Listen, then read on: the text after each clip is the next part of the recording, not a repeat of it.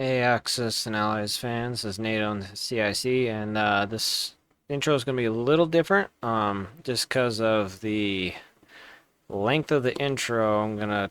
And just because there's four different conflicts going on simultaneously, I'm gonna split it into two parts. So the first part is going to be about the Crimean War, and the second part is going to be about the American Civil War slash Taiping Rebellion.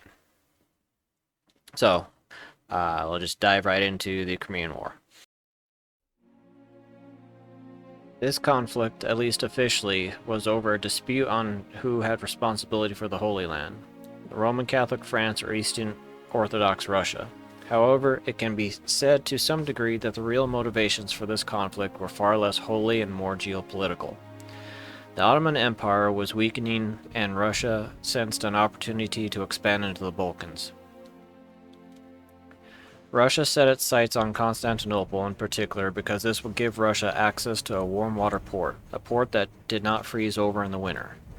Russia's lack of a warm water port severely limited Russia's economic ability, and Russia had been seeking a solution to this problem for centuries. While Russia faced resistance in the form of France and England, Russia assumed that the two Christian nations would never side with a Muslim nation against another Christian nation. This assumption proved wrong, as both France and England declared war on Russia only months after conflict began between Russia and the Ottoman Empire. France, under the new ruler Napoleon III, dreamed of recreating the French Empire that his predecessor Napoleon Bonaparte made 4 decades earlier. France deduced that the biggest obstacle to this dream would be Russia, who also had plans of expanding their empire. France likewise saw their opportunity to block Russian expansion and weaken the empire as a whole, and so allied itself with the Ottoman Empire and declared war on Russia. England's stake in this conflict was they wanted to protect their interests in the area. England was the dominant naval and economic power in the Mediterranean and Asia Minor, and feared that an ascendant Russia would threaten England's position in those regions. If this was true, it would also threaten their line to India, England's most important colony. Unwilling to give up their position in the region, England declared war on Russia along with France and joined into an alliance with the Ottomans. Hostilities began with a Russian invasion of the Ottomans through present-day Romania, while the Russian Black Sea Fleet engaged the Ottoman fleet in 1853. The Russian fleet demolished the Ottoman fleet largely due to better technology. Russia used exploding shells, a technology that the Ottomans lacked. The ground campaign was less successful, however, as it was stopped by the Ottomans after some limited gains. Russia was forced to abandon this campaign when British and French reinforcements threatened to flank them. Denied their original objective, England and France instead set their sights on Russia's primary port in the Black Sea, Sevastopol. The British and French quickly gained naval supremacy in the Black Sea and landed their troops on the Crimean Peninsula to lay siege to Sevastopol, and also consequently given the war its name due to this turning into the main theater of the war. For the Ottomans, the main theater shifted to the Caucasus, where both sides saw limited victories and defeats that ended in the front not changing in any significant way. The main naval action was in the Baltic Sea, where the British Navy fought several engagements with Russian ships and coastal forts. The British Navy was successful for the most part in this theater, with only a few setbacks, but the British Navy's primary goal was to blockade Russia's main ports in the Baltic Sea, which they proved successful in doing. During the siege of Sevastopol, a British woman by the name of Florence Nightingale, appalled at the horrible conditions of the wounded British soldiers, demanded the British government do something about it. The public outcry was so strong that the government allowed Florence and her team of nurses oversight on military hospitals in Crimea. Florence quickly cleaned the hospitals up, which drastically improved the wounded soldiers' conditions and saved untold numbers of soldiers. Florence would then go on to found the first training school for nurses in England. Sevastopol finally surrendered in 1855, ending an 11-month siege, causing Russia to offer terms. Defeated in Crimea, a revolting Ukraine, and the British blockade causing economic suffering back home, Russia decided the war was hopeless. The final peace treaty was signed in 1856, bringing an end to the largest European conflict since the Napoleonic Wars. In terms of the geographical map, not much changed for any of the nations involved.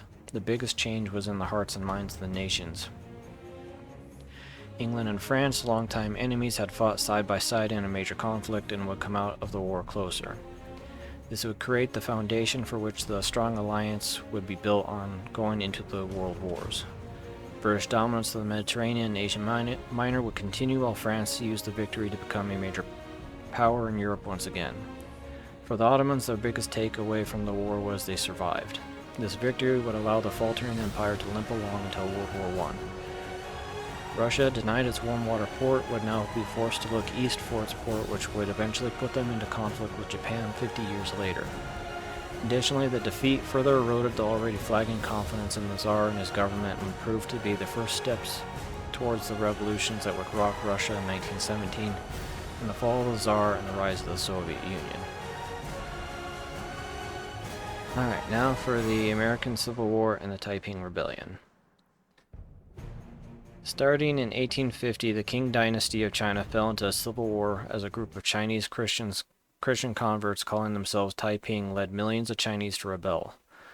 While the leadership of the Taiping might have rebelled due to religious reasons, the vast majority of the people that fought under the Taiping banner did so due to ethnic reasons. The emperor and his family and a good portion of the people running the government were not Chinese but were descendants of the northern kingdoms called the Manchu that had invaded and established the Qing dynasty. The Chinese, who were overwhelmingly Han ethnically, had always resented being ruled by these foreigners. Many rushed to the Taiping banner simply because this was their chance to drive the foreigners out and establish China back under Han rule. While the Taiping leadership lobbied the European powers for support, many of them were hesitant to get involved with the Taiping rebels. Despite the Taiping leadership being Christians, they had perverted the religion by believing in certain practices that the church had condemned as heresy. Examples of this being the practice of many wives, writing their own version of the Bible, and probably the most damning of all was a leader of the Taiping who believed he was the direct brother of Jesus Christ. This obviously put many European powers off, and so the Taiping would struggle to get European support for the entirety of the Civil War. The Qing would face many difficulties of their own that would, at times, almost catastrophically threaten the Qing dynasty's existence. The first problem was that the Qing did not have a standing army capable of going on the march and projecting power beyond whatever province they were stationed in. With the exception of the First Opium War a decade ago, the Imperial Army had not been involved in a major conflict for centuries and had grown fat, lazy, and corrupt in their local garrisons that they had been stationed in since the mid-1600s. Over the decades, the training of the soldiers had declined to the point in some cases that units were incapable of even the most basic military maneuvers. Added to this problem was the crippling incompetence of the bureaucracy that ran the Manchu government. Even if the local garrisons had been physically capable of marching on campaign, they couldn't due to the government's inability to organize logistical supplies so the soldiers wouldn't starve on the march. Furthermore, the local garrisons were more loyal to their local lords, who had operated almost as independent kingdoms for decades. This meant that whenever an army could be roused to fight outside of whatever province they came from, their loyalty was so fluid that often they would end up fighting other king forces as random local lords tried expanding his own personal power and wealth. This meant that the early years of the war, king forces were usually slaughtered by the Taiping armies. The ill-trained, poorly supplied, demoralized king forces couldn't stand against the highly motivated and better disciplined Taiping forces. After several crushing victories over Qing forces, the Taiping were able to secure most of southern China in only a couple of years. Meanwhile, an event in Japan would rock the Japanese people in 1852 when Commodore Perry sailed a United States fleet into a Japanese harbor and gave the threatening letter to the shogunate, "Trade with us or else." Perry then said he would return in 1 year expecting an answer. Japan was now confronted with the possibility of the same thing happening to them that had happened to China, of which Japan had a front row seat in witnessing. Not wishing to be carved up like China had been, Japan embarked on a bold plan. They had agreed to the American demand to buy time while they modernized. Once they gained a technological parity with the West, they could then begin dismantling the probable unequal trade deals coming their way. True to his word, Perry returned 1 year after, delivering his ultimatum, and the Japanese agreed to the American terms and signed the trade agreement.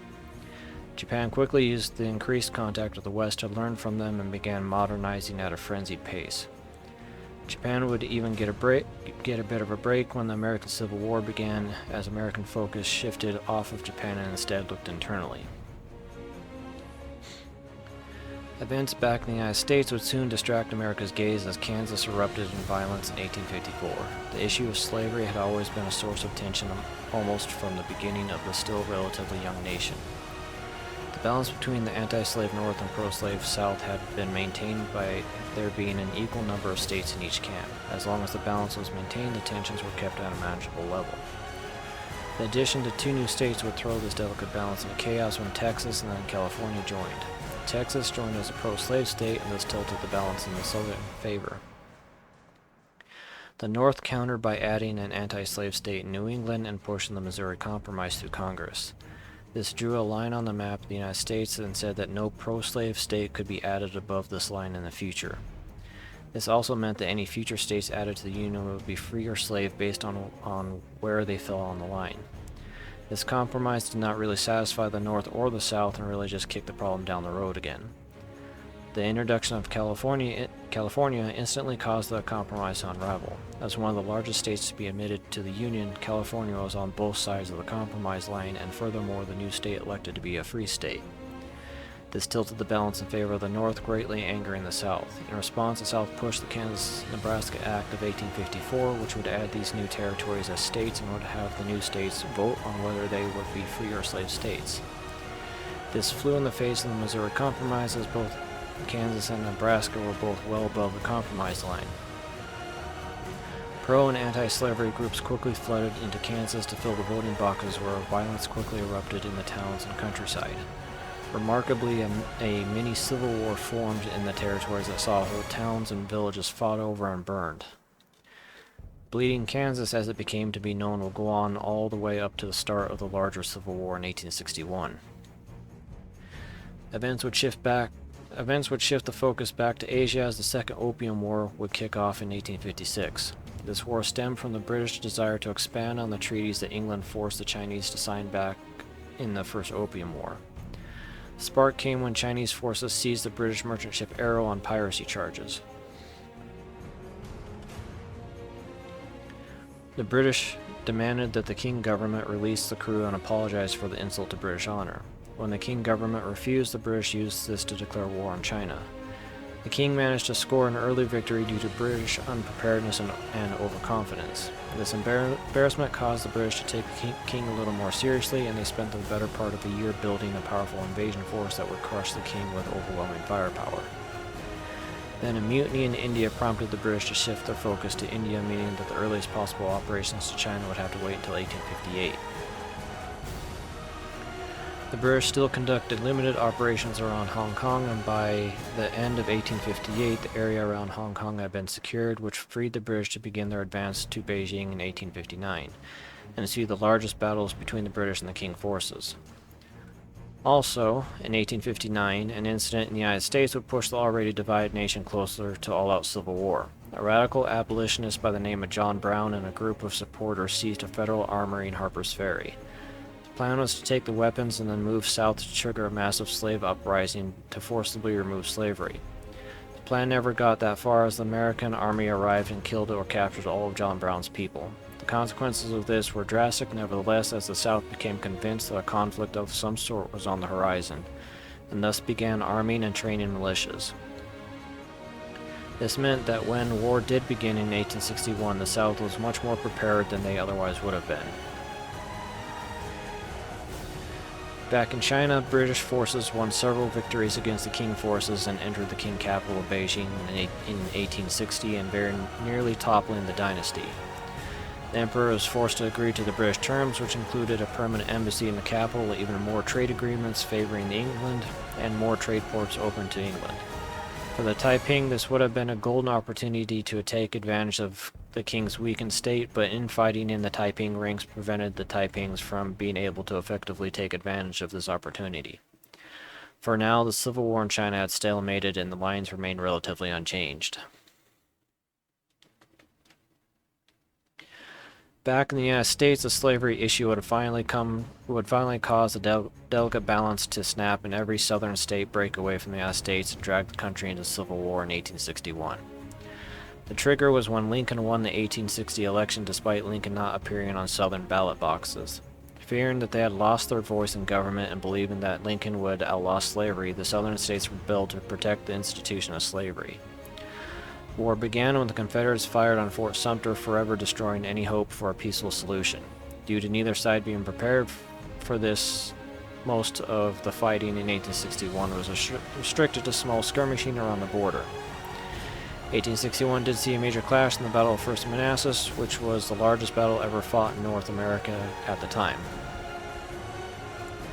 It would quickly be surpassed by other battles in the years to come. The battle stunned the United States both by it being the bloodiest single battle in American history, once again to that point, and because the Confederates actually won. 1862 would be marked by Confederate victories in the East, while the Union was generally victorious in the West. In China, the king had largely solved the logistical and military issues and had begun to slowly take back Taiping-occupied land. In 1863, the Confederates' last chance for a military victory was lost at the Battle of Gettysburg, where the Union won a decisive victory. This meant that the Confederates' only hope after this was to negotiate peace after the 1864 election if Lincoln was voted out of office. Lincoln won re-election, however, which meant the total Union victory was now a certainty. 1864 also saw the final defeat of the Taiping and ending the 15-year Civil War. Qing Dynasty would be feeling the scars of this conflict for decades to come, as an estimated 40 million people had died in this brutal civil war. The American Civil War would come to an end the summer of 1865, as well, ending the costliest war in American history to this day, with somewhere between 600 to 800,000 people killed, 2% of the United States' population at the time. France took advantage of the United States being occupied with its civil war to invade Mexico to once again try to rebuild the empire they had under Napoleon. Predicting that the United States would be unable to enforce the Monroe Doctrine, France invaded and installed a puppet ruler over Mexico. This was short-lived as rebellions erupted quickly, and then when the North won the Civil War, the United States was incapable of enforcing the Monroe Doctrine.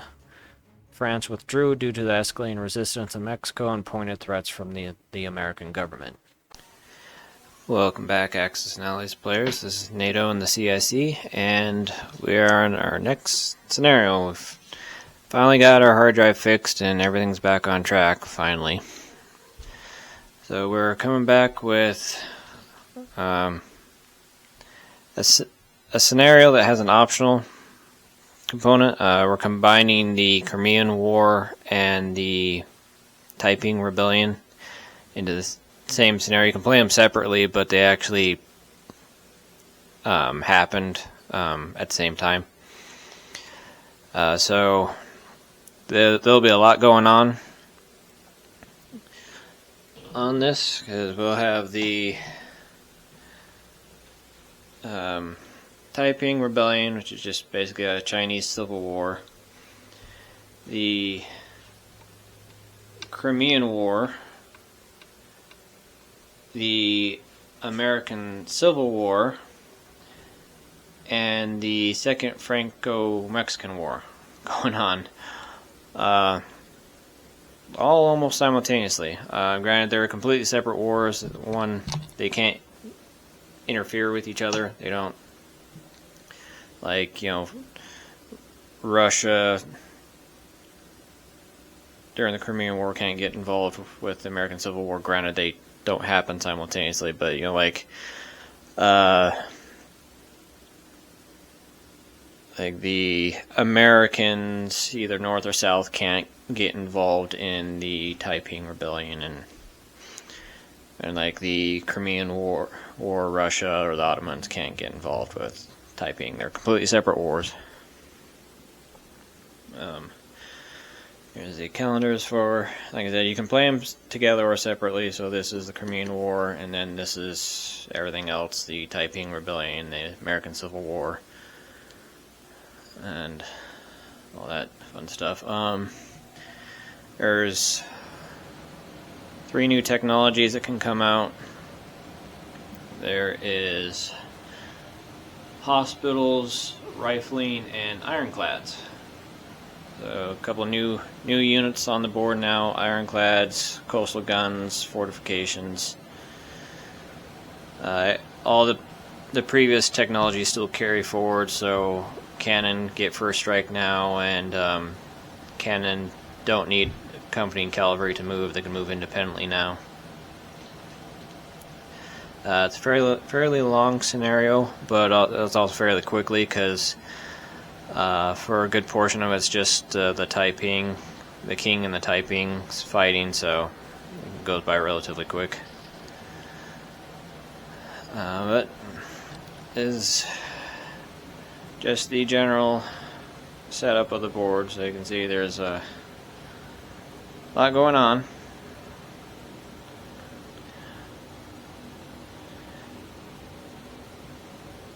So we will get the first couple turns underway, and we'll come back with an update on what's going on. So see you then. Welcome back, Axis and Allies player. This is NATO on the CIC, and excuse my voice sounding a little off. I'm fighting cold at the moment. But we are 5 turns into this thing, so it's the fall of 1852. And right now, the only conflict going on right now is the Taiping Rebellion, which was a civil war in China that went from 1850 to 1864. And it's significant because it's potentially the deadliest civil war in human history. Best estimates put it that the death toll is somewhere between 20 to 40 million people. And for 1850/1860, that is a massive body count. That's more than World War I. And then beyond that, this rebellion and the Second Opium War, which happens at the same time, contributes pretty substantially to the Qing dynasty's eventual collapse and downfall in 1911. But I won't get too much into the history because I already did that at the beginning of this video. So what's happened so far is the Taiping, so the yellow slash brown pieces, they've pretty much gained control of southern China. When this starts off, the Qing dynasty, the green, they have a production advantage, but the Taipings have a military advantage. When it starts off, the Taiping the Qing, all they have is militia. They don't have any actual offensive firepower. The Taiping, on the other hand, have a army, but they have very little production. So the Taiping, they have to gobble up as much production territory as possible, as quickly as possible, before the Qing can use their superior production to build an army and come down and crush them. The other wrinkle is the Qing dynasty, their production is random. It's not fixed for the first half of the war. Their production is decided by 2d6s. At the end of their turn, they roll 2d6s, and whatever the value comes up, that's how much money they get. That's to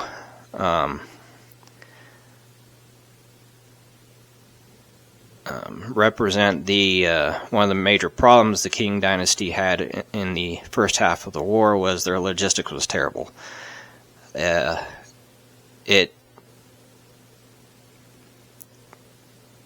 It just couldn't supply a military in the field, and there's a lot of corruption, and so supplies and money and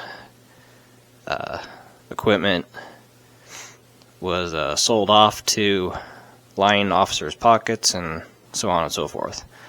After the Second Opium War ends, well, actually, kind of during the Second Opium War, when the British goes to war with the Qing dynasty again, over opium, as the name implies.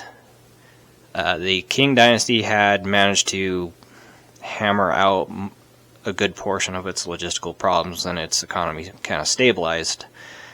So once the Second Opium War starts, the Qing dynasty production will be fixed at whatever the production value of its current territories is. So early game, the Taiping, the rebels, have to take advantage as much as they can of the Qing dynasty's variable production. They could get a very good turn where they get a lot of money, or they can get a very bad turn where they get almost nothing. The Taiping's wrinkle, kind of pain in their butt, is this French infantry unit right here. Historically, there were European mercenaries taking advantage of the chaos in China. And one of the more notable groups was a group of French mercenaries that kind of roamed Taiping territory, and they weren't, and just kind of fought and pirated / pillaged whatever they could. They weren't allied to the king in any way. If they ran across Qing forces, they would fight them too, but they predominantly operated in Taiping territory. So, depending on how many players you have, either the Qing player or an independent French player, because there is the Crimean War that France is involved in coming soon, they can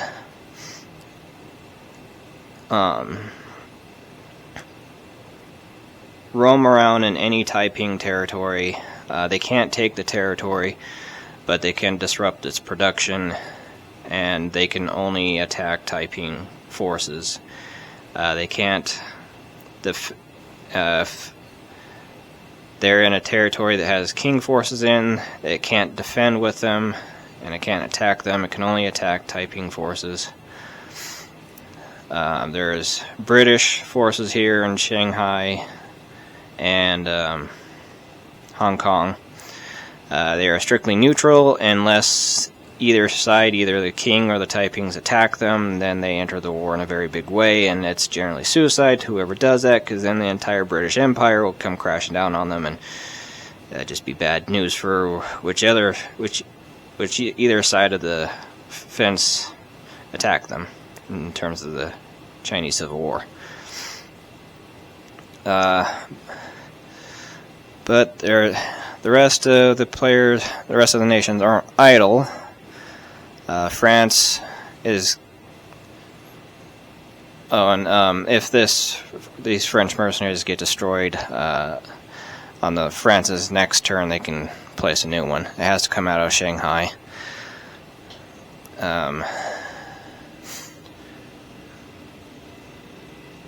The Americans, the Confederates, and the Union, they have a very limited income of 1. And if you're playing the legacy game, the Confederates have an option, and that's to fund the Commodore Perry mission to Japan. Now, the reason why they'd want to do that is it forces the Boshin War in Japan, which is basically the samurai rebel against the shogunate, to modernize Japan, because they had a front row seat to China getting carved up, and they didn't want the same thing. For down the road prospects, having a modernized Japan will give them a much better odds of defeating Russia in the Russo-Japanese War of 1904/1905. Which, if you're playing the Warsaw Pact, you very much want Russia to lose, because that is one of the requirements to trigger the Russian Revolution in World War I and making Russia go Soviet, which, if you're the Warsaw Pact, you very much want. And so what that entitles is the Confederates have to save up their money because it costs 5 IPCs. And then on, well, this turn 5, they fund the mission, and the Union player has to send a frigate to Japan with a message of trade or else. And that's just the first step, and then a couple turns later, the frigate has to return to accept the Japanese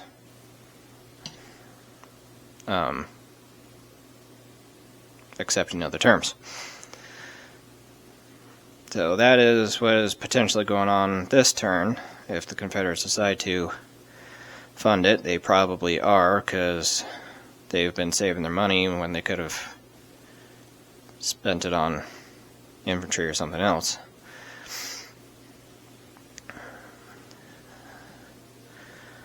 That is all that's happened so far. So we'll come back probably in 2 turns with the start of the Crimean War, where Russia and the Ottomans go to war again. See you then.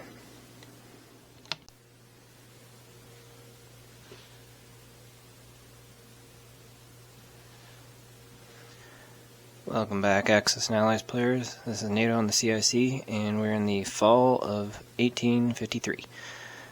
So, it's a year later, calendar time. And the Taiping were able to defeat the French mercenaries in Hanhui. So that boosted their production up a little. And then they pushed into western China here, but then they had a setback where the Qing forces moved in and defeated the Taiping in the central province here. One thing I forgot to mention about the Taiping, the Taiping Rebellion is Chinese forces are limited to militia, infantry, and cavalry, because they haven't kept up with the rest of the world in terms of technology, and because of that, China is not industrialized. China doesn't actually have any factories. The Qing or the Taiping don't have factories, so they have the unique ability to put their forces down in any territory that they've held at the start of their turn. Their stuff doesn't need to come from a factory. Downside of that is they are limited to militia, infantry, and cavalry. They do not have access to cannon. And whenever they are facing European forces, all European forces automatically get a +1 on their dice rolls, whether it be attack or defense. And it can stack with other modifiers. So, to represent Europeans' superior technology.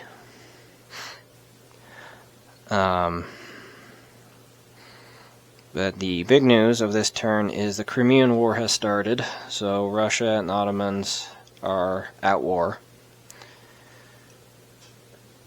So what this does is France goes up to full production. Excuse me. As I said, I'm still fighting a cold. France so far has been going off with a production of 1, but now it's because the Crimean War has started, it jumps up to its wartime production of 11. They're not in the war yet, but they're ramping up for it. Likewise, England is activated now, and England can start purchasing units and moving units around. Here's the rest of the stuff on the blow-up. And there's a technology that England can pursue. It's the Florence Nightingale technology. Without going into a deep dive behind that history, it basically unlocks hospitals for England. So what that does is British infantry class units, so at this moment militia and infantry, when they're taken as a casualty, England has a chance to get them back. They'll be considered wounded, and at the end of the round, when every nation is gone, they'll get that infantry back at the hospital. It also works for Allied infantry as well, so France and the Ottomans could take part in it once it's unlocked. Pretty powerful technology, because having the ability to get back hit infantry will be very useful. There's actually a lot of technology that will be introduced in this scenario. Rifling for infantry, so infantry will defend at a 2 instead of a 1. Not militia, just infantry. Ironclads get introduced. Hospitals, hospital ships, fortifications, coastal guns, and railroads all get introduced in this scenario. So a lot of technology gets dumped.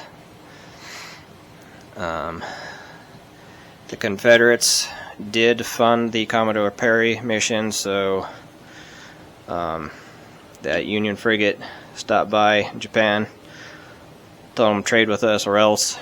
Commodore Perry's off to see some other sites, because he gave Japan a year to make a decision.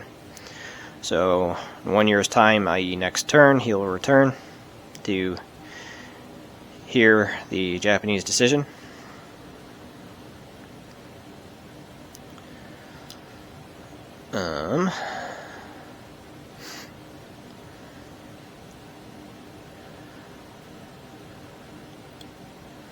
That is all that has happened.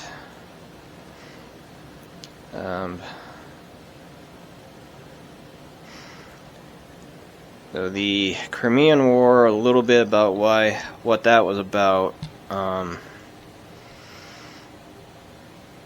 Kind of the excuse was a dispute between Russia and France over who had responsibility for Christian pilgrims in the Holy Land.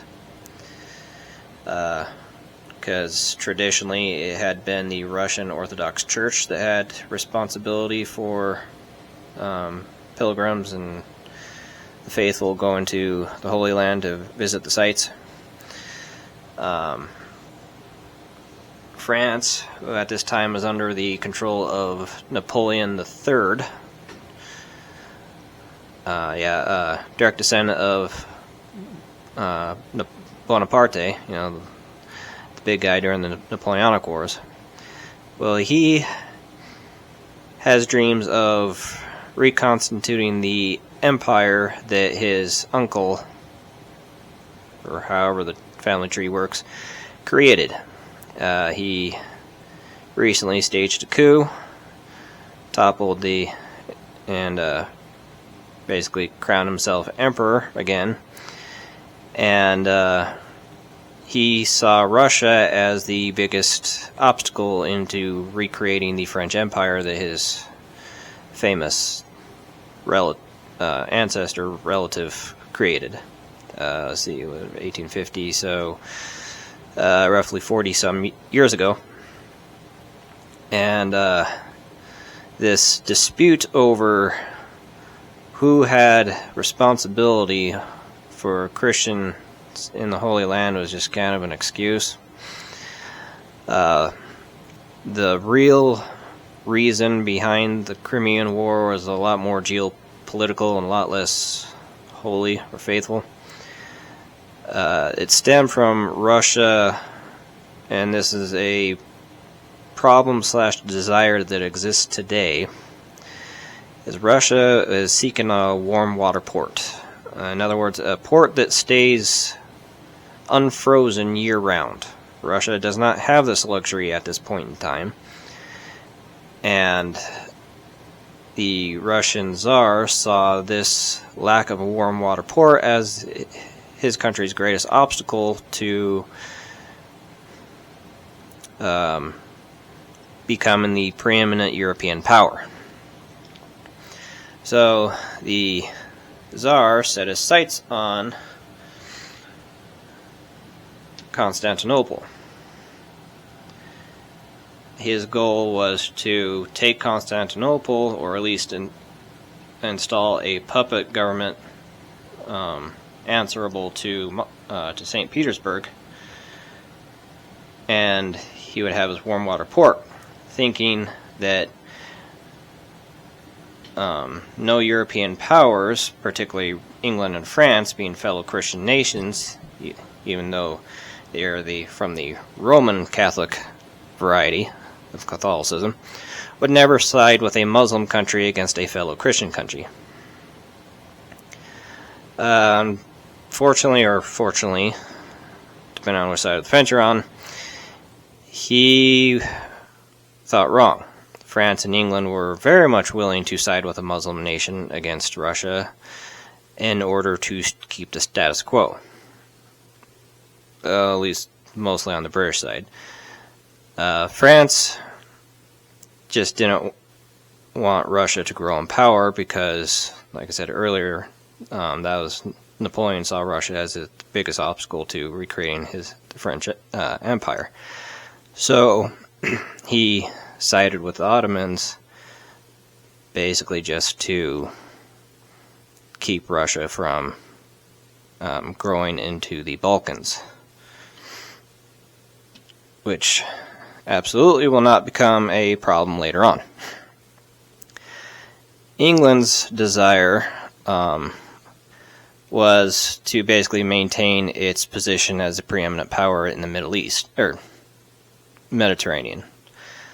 England was the prominent naval and trading power in the Mediterranean, and England had just acquired pretty much most of India, and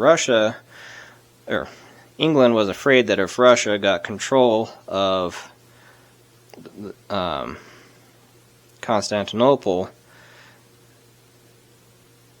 and the Balkans in general, that would threaten England's Mediterranean position, and potentially, depending on how far Russia went down, could potentially threaten England's hold on India.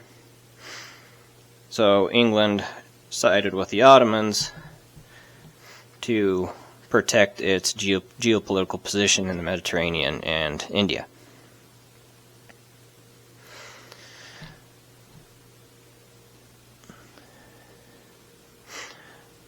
So, we'll start with the Crimean. Another technology that is automatically unlocked to all naval powers, except for the Ottomans, is a new naval technology. England, France, Russia, the United States had, in the last couple of years, started experimenting with exploding shells. And most navies had adopted this for their warships, and so instead of just firing solid shot, they were firing shots with fuses that would explode after a certain amount of time, greatly increasing the lethality of tall sail warships. The Ottomans, unfortunately, lacked this technology.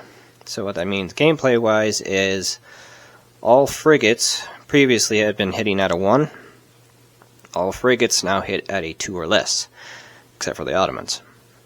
And also, because of these exploding shells, if they hit another frigate, it is just outright destroyed. There's no roll to see if it's damaged, and no more boarding. If it's hit, it's just outright destroyed. So, the Ottomans will have a decisive disadvantage navally, because their frigates only hit at a 1, whereas the Russians hit at a 2 or less, and they get instant kills. So we'll start the Crimean War, and we'll come back next turn, because another development happens next turn. See you then. Welcome back, Axis and Allies players. This is NATO and the CIC, and we are back with the spring of 1854, and the conclusion of the first turn of the Crimean War.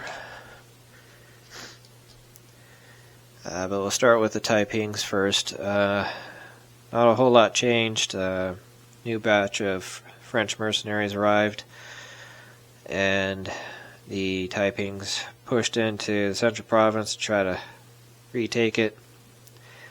They almost pulled it off. They willed the king forces down to 1 infantry, but they've since reinforced it. And then the two other major fronts, the territory between their respective capitals is still a stalemate, and far western province is still a stalemate. But big news of the Crimean War. The first turn of the Crimean War was an absolute disaster for the Russians. The Ottoman Navy actually defeated the Russian Navy. Despite their hitting out of 2, the Ottomans hitting out of 1, and exploding shells, the Ottomans sunk one Russian frigate and actually managed to capture the other one at the cost of only one of theirs.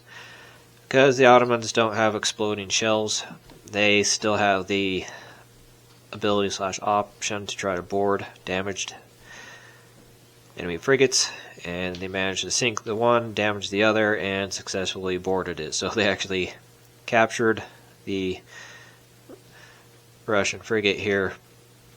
So the Ottoman Navy actually defeated the Russian Black Seas fleet, which is atypical of history. Historically, the Russians crushed the Ottoman Navy, but that's kind of the draw of these games, is you can get some pretty unexpected outcomes. Then Russia moved into Romania and attacked the Ottoman militia there. They inflicted a hit for a loss of their own, but the big killer was the Ottoman army in Bulgaria counterattacked and damn near wiped the entire Russian army out.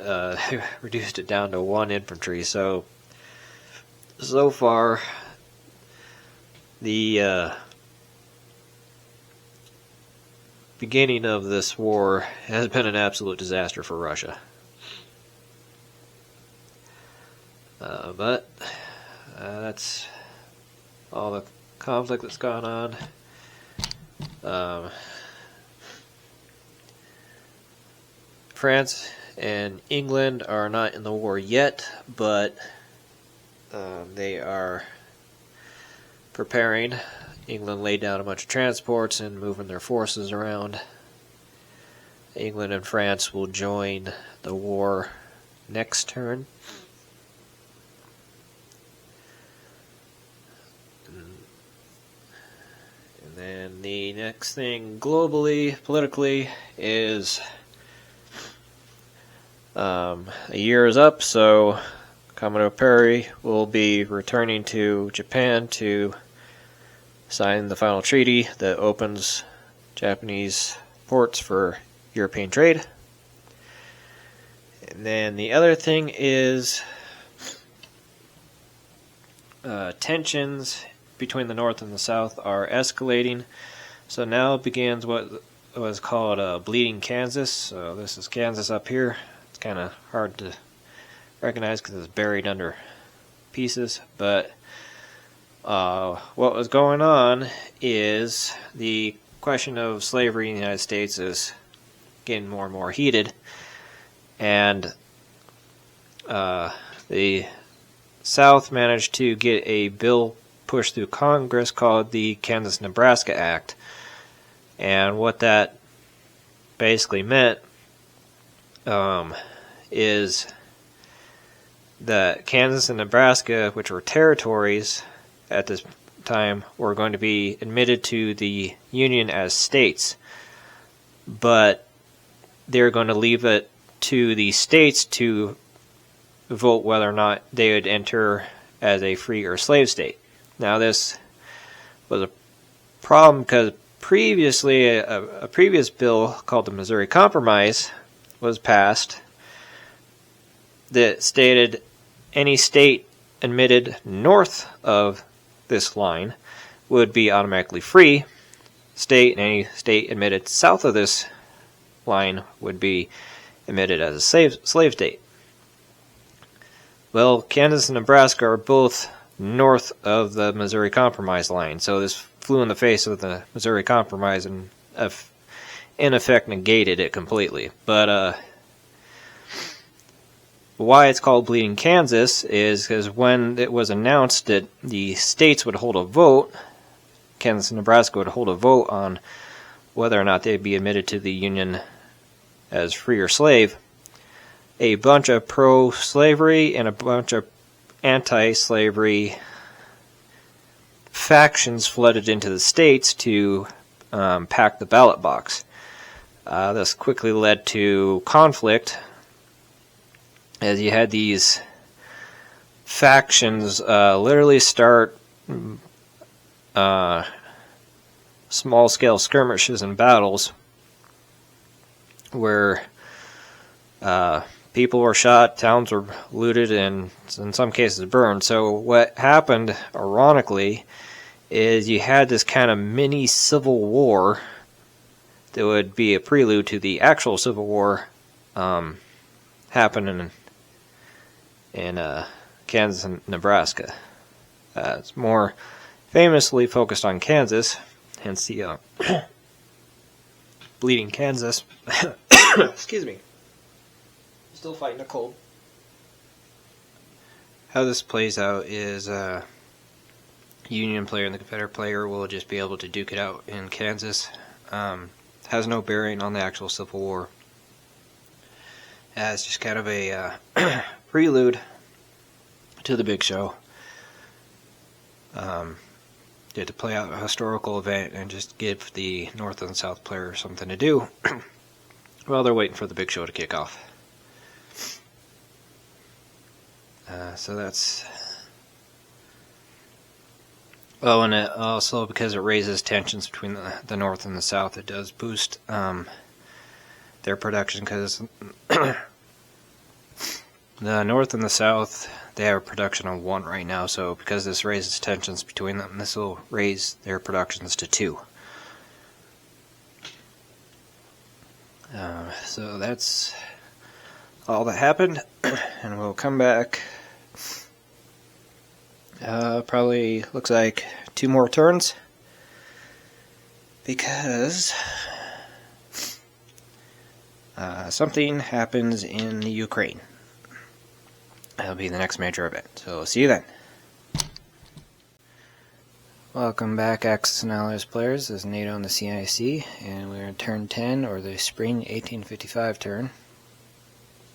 So we'll start with the Chinese Civil War, or the Taiping Rebellion, and the Taipings are in trouble. The Qing Dynasty made some attacks in the eastern and central province and reduced the Taipings down to 1 infantry apiece. So the Taipings are going to have to scramble to reinforce that, or 2/3 of their front lines are going to be blown wide open. The western province is still stalemate. This French mercenary unit has been a real pain for the Taipings. That one French unit has killed 3 Taiping units by itself. So, Commodore Perry's mission has been a success, at least from the American perspective. Japan has signed the treaty, and Japan will be now forced to deal with the West, particularly the United States. But fortunately for them, something's looming on the horizon that will be a very big distraction for the United States. Over in the Crimean War, things are continuing to go bad for Russia. The Ottomans pushed the Russians out of Kars and have moved into Caucasia, right here, which has seriously hurt Russian production. Granted, they're probably not going to hold that. Russia's counterattack is more than likely going to kill that lone infantry. But as you can see, the Ottomans have a fair bit coming up behind it. The French have made landfall in the Crimea. The initial attack reduced the Russians down to 1 unit, but they've since reinforced. But England has an entire army that will land this next turn, so Russian prospects of holding on to the Crimea are pretty slim. The Ottomans are still attempting to push the Russians out of Romania. They'll probably succeed in that in a turn or two. But notice there's these 3 roundels sitting in the Ukraine territory. That is because Ukraine has revolted against Tsarist Russia. So Ukraine is attempting to break away, and they're going to be in a worse position because that's right in the path for Russia to reinforce the Crimea. So that is a disaster for Russia. So at this point, Russia has pretty much accepted that it's going to lose the Crimean. With reinforcements being cut off because of this Ukrainian revolt, and an entire British army about to land in the Crimea as well. Russia, it probably isn't going to be able to hold on to the Crimea, so Russia has accepted that, and Russia is going to just concentrate on getting the Ukraine back, because if they don't, then going into World War I, Ukraine is independent and Russia loses a very important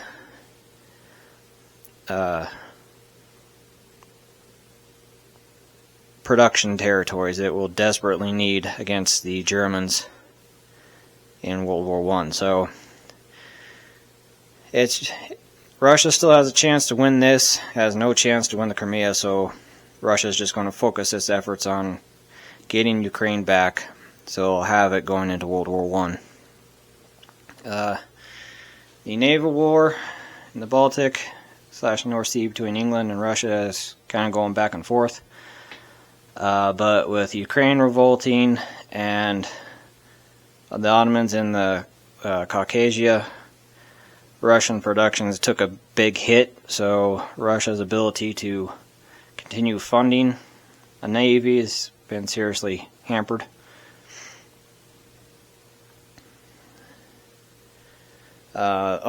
The British also completed their research on Florence Nightingale, so hospitals and hospital ships have been unlocked, and that will be a huge boost for the Allied forces in Crimea, because that gives, once England puts a hospital down, that will give British and French infantry a chance to be recovered once hit.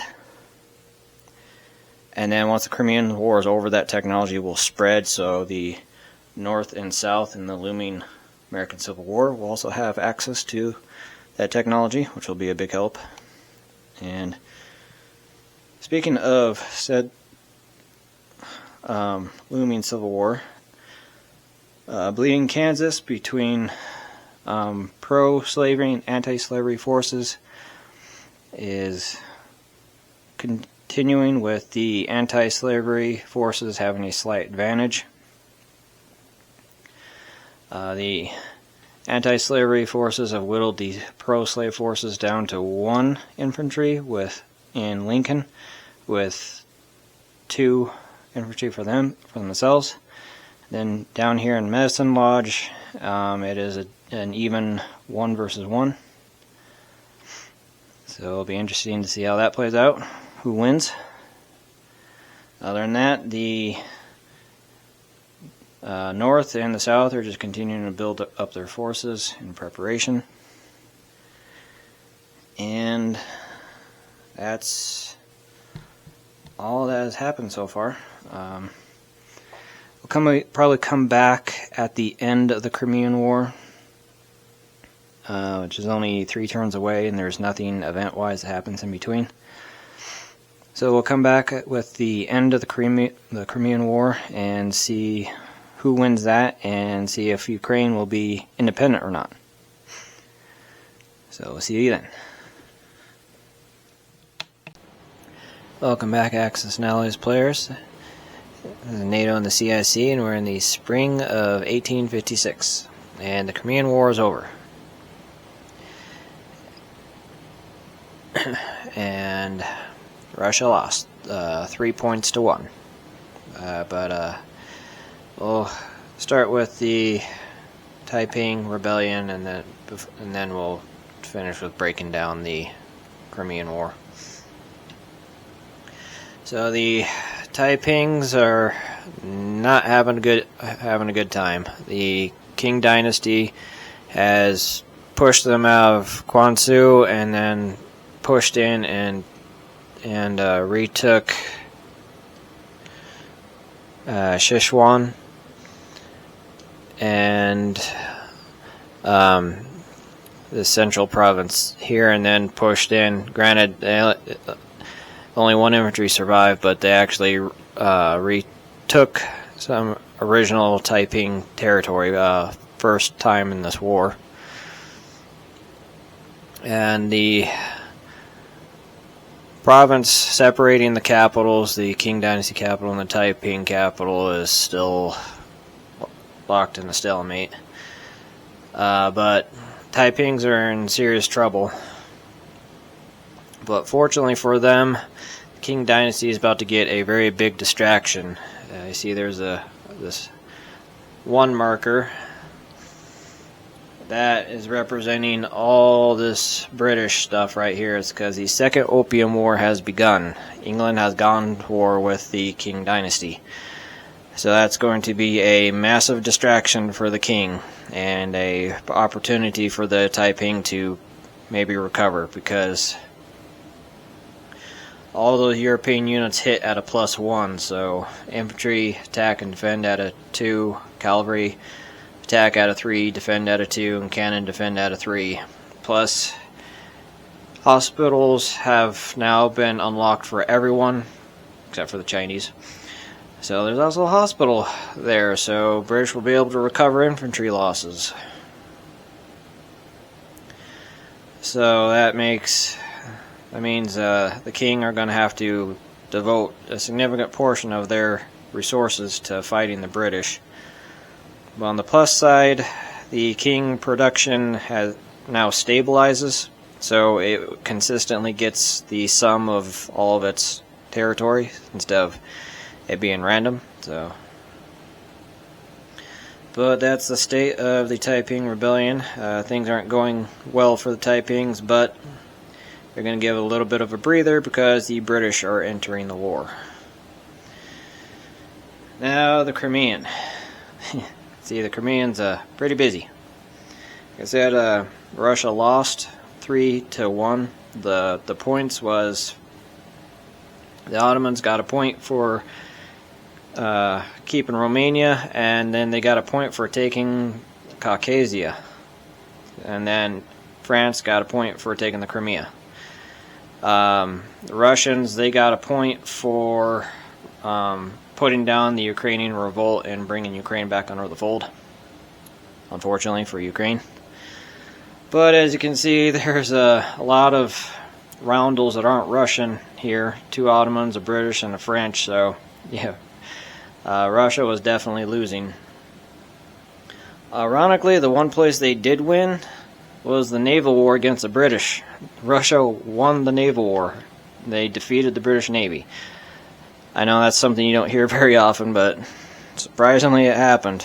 The last roll of the dice, Russia lost in the North Sea, allowing England to push into the Baltic, but then Russia rallied and completely wiped out the British fleet. So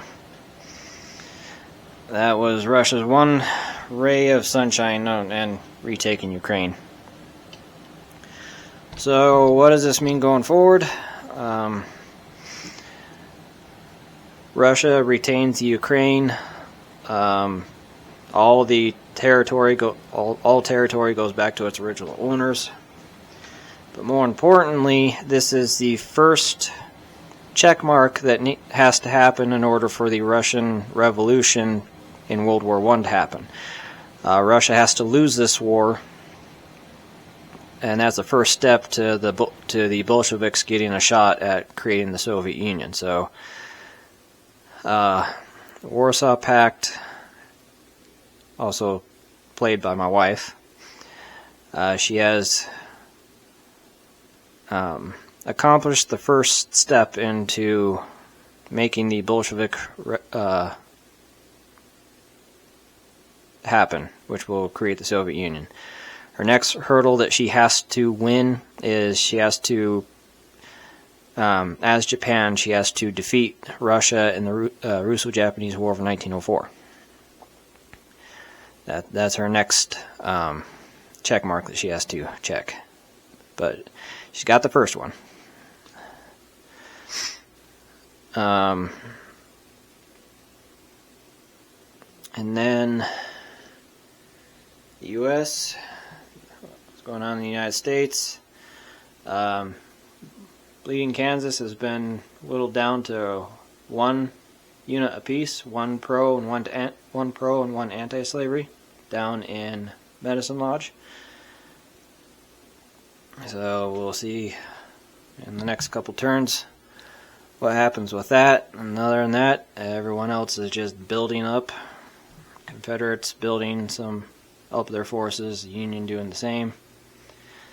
Now that Commodore Perry's mission is over, that frigate that was way over here in Japan is making its long return trip, because the Union will need that frigate for the blockade.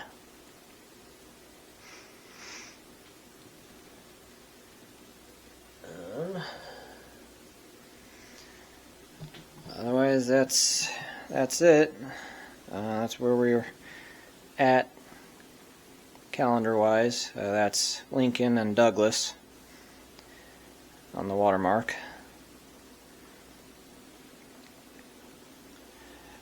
So we'll come back in a couple turns and give an update. We'll clear some of this board because Ukraine, Russia, Ottomans are now out of the game, so we can clear that stuff off the board so it's a little less cluttered. So we'll come back with an update on the Taiping Rebellion and the Second Opium War in a couple rounds. See you then.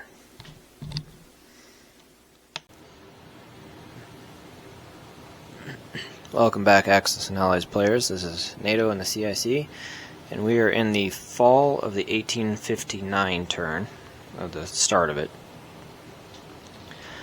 So what's going on with the Taiping Rebellion / the Second Opium War is the British entering the war and starting the Second Opium War has taken the pressure off the Taipings, which they desperately needed. Because the Qing Dynasty forces had retaken a whole swath of territory in kind of central China. And at one point, the Taipings had nothing in here. It was wide open. But the British entering the war and marching on Beijing forced the Qing to divert pretty much all their resources and energy into fighting the British. And the British and the Qing have locked horns in the Shandong province right here, just south of Beijing, the Qing Dynasty capital. And while the British were outnumbered, their vastly superior firepower is telling, because they've reduced this Qing army to 1 infantry and 3 cavalry. It used to be a lot bigger. And There's a British force, and granted, this is a second wave. The Qing Dynasty did manage to destroy the first wave, but the way the British work, assuming that no one has attacked either Hong Kong or Shanghai, is once the British force gets destroyed, everything gets destroyed or wounded, then a second wave comes in, or another wave comes in wherever their closest controlled territory is, which would be Nanking, which is technically the Taiping capital, but even though the British control it and they do interdict production, it doesn't cause the Taiping to have to move the capital and surrender all their IPCs, because the British actually don't have a production. But the British, they'll just keep getting waves until the war is over. So what the Qing have to do is they have to delay them. They just have to buy time, because when the war ends, if the British are in the Beijing territory, they don't have to have taken it, they just have to be in the Beijing territory. Then the British win. It will force the Qing Dynasty to sue for peace and sign a treaty that is not favorable to China. They got 2 turns left, so if the Qing can hold on to Shandong for 2 more turns, they can actually win the Second Opium War, and if that happens, England has to give up all of its possessions in China, so Hong Kong and Shanghai. If the British win, it keeps those going forward. So, very critical. Like I said, the British pressure on the Qing have forced the Qing to devote all of their resources into helping fight the British, which took the pressure off the Taiping, which it desperately needed, and the Taiping have used that time to reform a defensive line. The only fighting between the Qing and the Taiping has been in this far southwestern province, where it's basically just stalemated. So that's the situation in the Far East. The French, their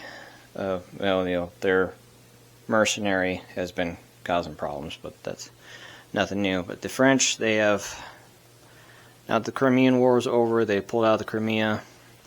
They came back to France, picked up some reinforcements to fill out the transports, and have come across the Atlantic to be in position so they can invade Mexico once the American Civil War starts. Because once the American Civil War starts, the United States will be no longer able to enforce the Monroe Doctrine, because we're busy tearing ourselves apart. And France, under Napoleon III, is going to take advantage of that. So what's going on in the United States? Bleeding Kansas is over. It ended in an anti-slavery victory. So Kansas will be a free state. And then other than that, both sides are just building up their forces for when the war starts. The Confederates put down a lot of new units. Same with the Union. The Union pulled that frigate from the Pacific, sailed it all the way around to link up with its sister off of Maryland. And then the event that's happened is the John Brown raid has happened. So what that was is a guy by the name of John Brown, who was a fanatical abolitionist. Him, a number of his sons, and a couple of his followers attacked the federal arsenal in Harper's Ferry, which is not on this map. Harper's Ferry is, if this map continued, Harper's Ferry would be about here-ish.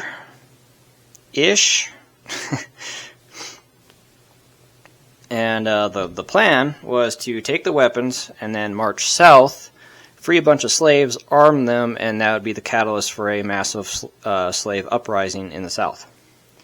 Never got that far. They did capture the federal arsenal in Harper's Ferry, but then federal troops, ironically led by Robert E. Lee, arrived, attacked John Brown's forces, killed some of them, captured the rest, and John Brown's little slave rebellion pretty much died right then and there. John Brown was tried in, I want to say Virginia. I could be wrong with that. But anyway, he was tried, found guilty of a number of things, and then he was hanged. What that did was it turned John Brown into a kind of a martyr figure for the abolitionists. But what it did in the South is it made the southern states absolutely convinced that a conflict of some variety was on the horizon. And so the South started preparing for a war. They started beefing up their militias, started training new militias, started producing weapons and armaments. And so what it did is it made the South a lot more prepared for a war than it potentially would have been otherwise. So what that does gameplay wise is it bumps Confederate production up to a 3. So the Confederates will be getting 3 IPCs a turn, while the Union gets 2. And this is also the one and only time where Confederate production will be greater than Union production. But that's all that's going on right now, so we'll come back in a couple turns.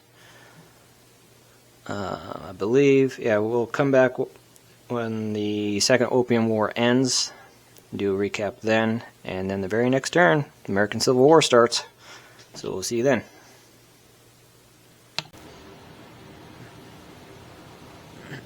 Welcome back, Axis and Allies players. This is NATO and the CIC, and we are in the fall of the 1859 turn, of the start of it.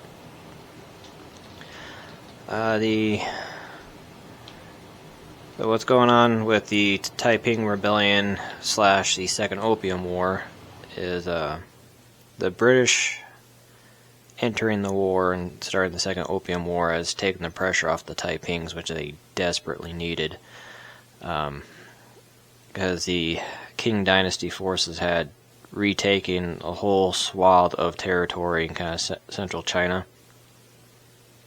And at one point, the Taipings had nothing in here. It was wide open.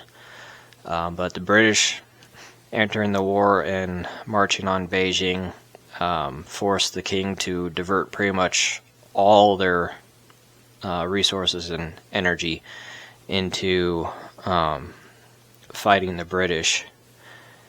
And the British and the king have locked horns in the Shandong province, right here, just south of Beijing, the Qing Dynasty capital. And while the British were outnumbered, their vastly superior firepower is telling, because they've reduced this Qing army to 1 infantry and 3 cavalry. It used to be a lot bigger. And there's a British force, and granted, this is a second wave. The Qing Dynasty did manage to destroy the first wave, but the way the British work, assuming that no one has attacked either Hong Kong or Shanghai, is once the British force gets destroyed, everything gets destroyed or wounded, then a second wave comes in, or another wave comes in wherever their closest controlled territory is, which would be Nanking, which is technically the Taiping capital, but even though the British control it and they do interdict production, it doesn't cause the Taiping to have to move the capital and surrender all their IPCs, because the British actually don't have a production. But the British, they'll just keep getting waves until the war is over. So what the king have to do is they have to delay them. They just have to buy time, because when the war ends, if the British are in the Beijing territory, they don't have to have taken it. They just have to be in the Beijing territory. Then the British win. It will force the Qing dynasty to sue for peace and sign a treaty that is not favorable to China.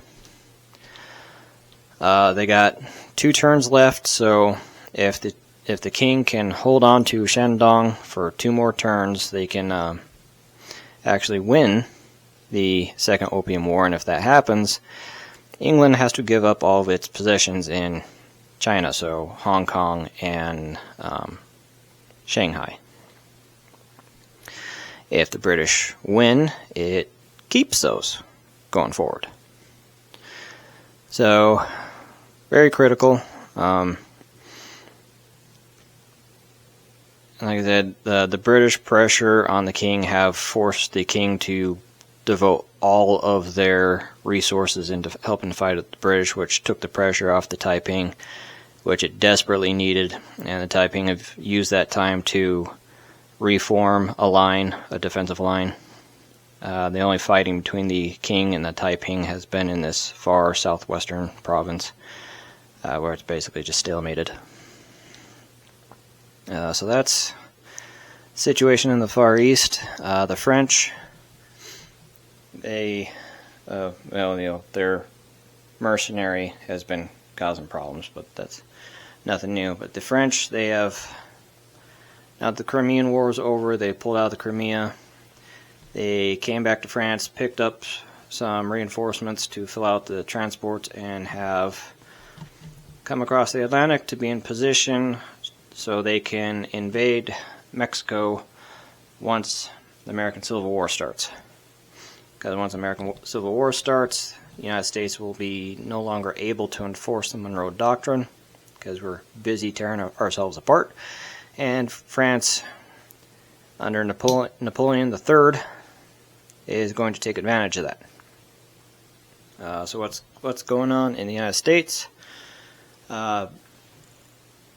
Bleeding Kansas is over.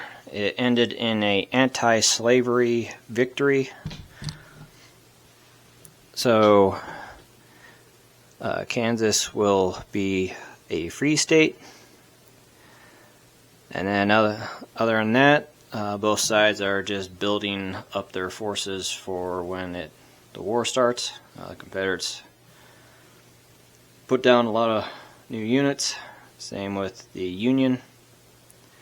The Union pulled that frigate from the Pacific, sailed it all the way around to link up with its sister off of Maryland. And then the event that's happened is the John Brown raid has happened. So what that was is a guy by the name of John Brown, who was a fanatical abolitionist. Him, a number of his sons, and a couple of his followers attacked the Federal Arsenal in Harper's Ferry, which is not on this map. Harper's Ferry is, if this map continued, Harper's Ferry would be about here-ish.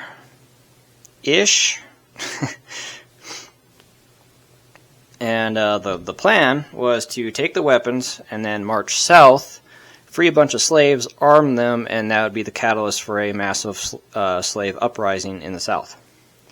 Never got that far. They did capture the Federal Arsenal in Harper's Ferry, but then Federal troops, ironically led by Robert E. Lee, arrived, attacked John Brown's forces, killed some of them, captured the rest, and John Brown's little slave rebellion pretty much died right then and there. John Brown was tried in, I want to say Virginia. I could be wrong with that. But anyway, he was tried, found guilty of a number of things, and then he was hanged. What that did was it turned John Brown into a kind of a martyr figure for the abolitionists. But what it did in the South is it made the southern states absolutely convinced that a conflict of some variety was on the horizon. And so the South started preparing for a war. They started beefing up their militias, started training new militias, started producing weapons and armaments. And so what it did is it made the South a lot more prepared for a war than it potentially would have been otherwise. So what that does gameplay-wise is it bumps Confederate production up to a 3. So the Confederates will be getting 3 IPCs a turn, while the Union gets 2. And this is also the one and only time where Confederate production will be greater than Union production. But that's all that's going on right now, so we'll come back in a couple turns. I believe, yeah, we'll come back when the Second Opium War ends, do a recap then, and then the very next turn, the American Civil War starts. So we'll see you then. Welcome back, Axis and Allies players. This is NATO and the CIC, and we are in the turn.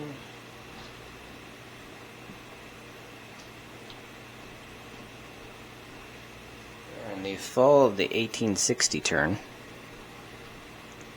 And the Second Opium War is over, and as you can see, England is in Beijing, so England does win the Second Opium War, which means going forward the British will keep their Hong Kong and Shanghai possessions, and that'll open the door to further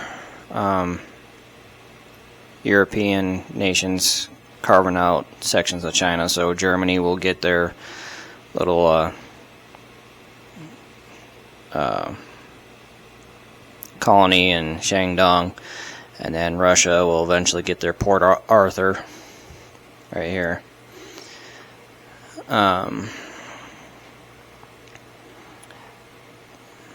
But all things considering, the Qing dynasty was able to weather it pretty well, managed to keep their production up pretty decently, and keep their troop strength pretty high. But now with the Second Opium War over and the British gone, the Qing dynasty can go concentrate on the Taipings, and they've set themselves up to basically go on a full-on offensive across the board. But also the Taipings have built up a pretty decent defensive line, so it's looking like the Qing dynasty is probably going to survive and defeat the Taiping, but anything could happen. You know, we are at the mercy of the dice after all. There's the surviving British force, and then over in America, they're just continuing to build up. Confederates put down a hospital in preparation for when the Union comes marching south, because American Civil War is next turn, so so we'll come back at the beginning of next turn, and that will be the American Civil War, so we'll see you then. Welcome back, Axis and Allies players. This is NATO and the CIC, and we are in the spring of 1861. And so a lot going on this turn, so we'll start with the Taiping Rebellion. Last turn, the Second Opium War ended, so that took the pressure off the Qing Dynasty because they're not fighting the British anymore. And so with that, Qing Dynasty launched an offensive across the entire front, and it went pretty well for them. Qing forces, while they didn't take any territory, Qing forces, in terms of losses, came out on top. And these two central provinces, this came out a draw, and here in Shandong was the only place where they quasi-lost. They lost 1 infantry to the Taiping 0. So the Qing's big offensive went relatively well for them. They didn't take any territory, but that's more of a secondary concern. The Qing forces are more concerned with contesting production territories and dropping Taiping production, and then they can just win through a war of attrition. Because Taiping have a production of 6 right now, while the Qing has a production of 12, so they're double the production.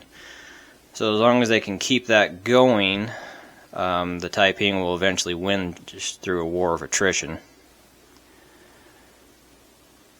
So that's kind of the Qing strategy, is just to contest and then eventually take as many production territories as possible to limit Taiping production, and then just win through attrition. But, more as the history buffs out there know what happened in spring of 1861, and probably what you've been waiting for this whole time, the American Civil War has officially begun. Some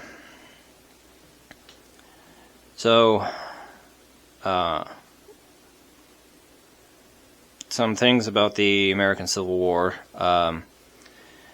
The Confederates have a 6 IPC bonus from foreign trade, so as long as these 3 C zones, 47, 49, and 48, are open, the Confederates will be getting 6 IPC bonus, 2 per C zone. So it will behoove the Union to blockade the South, and in order to do that, they need 2 frigates in each of these zones. 2 frigates will completely cut off the trade. So basically 1 frigate takes off 1 IPC. And so they need to put 2 frigates in each of these C zones to completely cut off the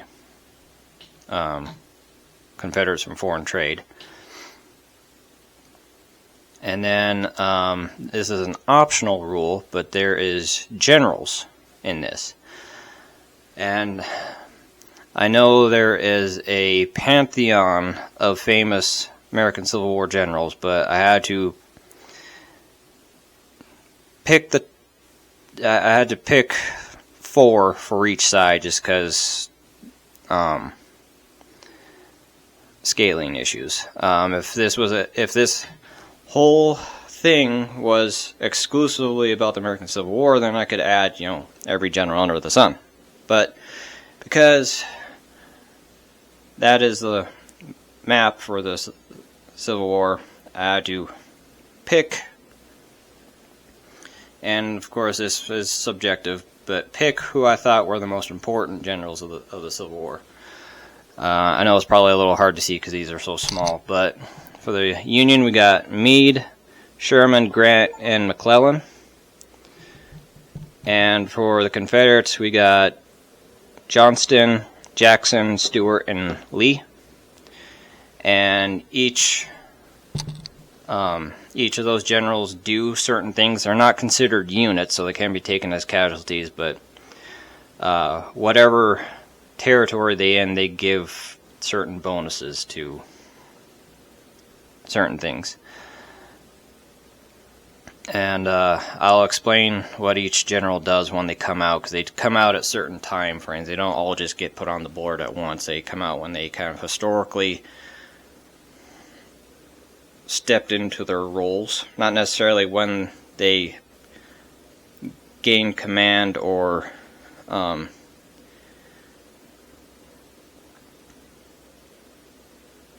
but more kind of when they became famous, per se. Because obviously Lee was a general right from the start, but he didn't become famous / get control of the army, or what would become the Army of Northern Virginia, until was it spring '62, I think, something like that. It was during the McClellan's Peninsula campaign, that disaster of a shit show. Anyways. And also, I said this earlier, but that was several chapters ago and many minutes ago. But there is technology to research. So the Union will have rifling and ironclads, and the Confederates will have ironclads as well to unlock. And granted, the Union starts with an ironclad here in St. Louis. It's right there, but until it researches ironclads, it can't make more of them. And obviously the Confederates can't build any ironclads until they research it. And what rifling does is it gives infantry, not militia, infantry, allows them to defend at a 2. So that'd be very important.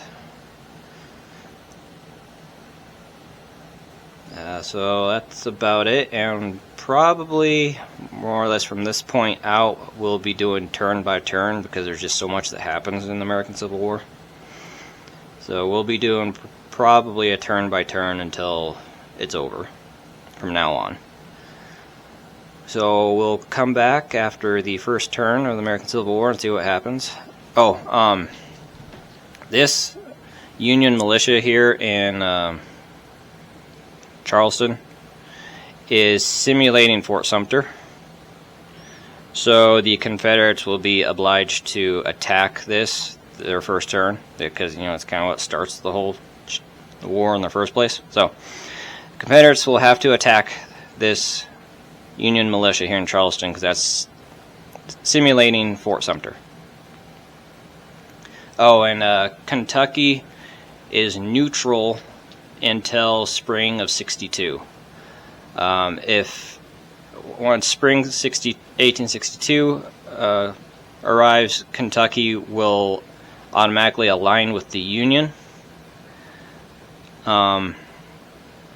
If the Confederates can attack or enter Kentucky before then.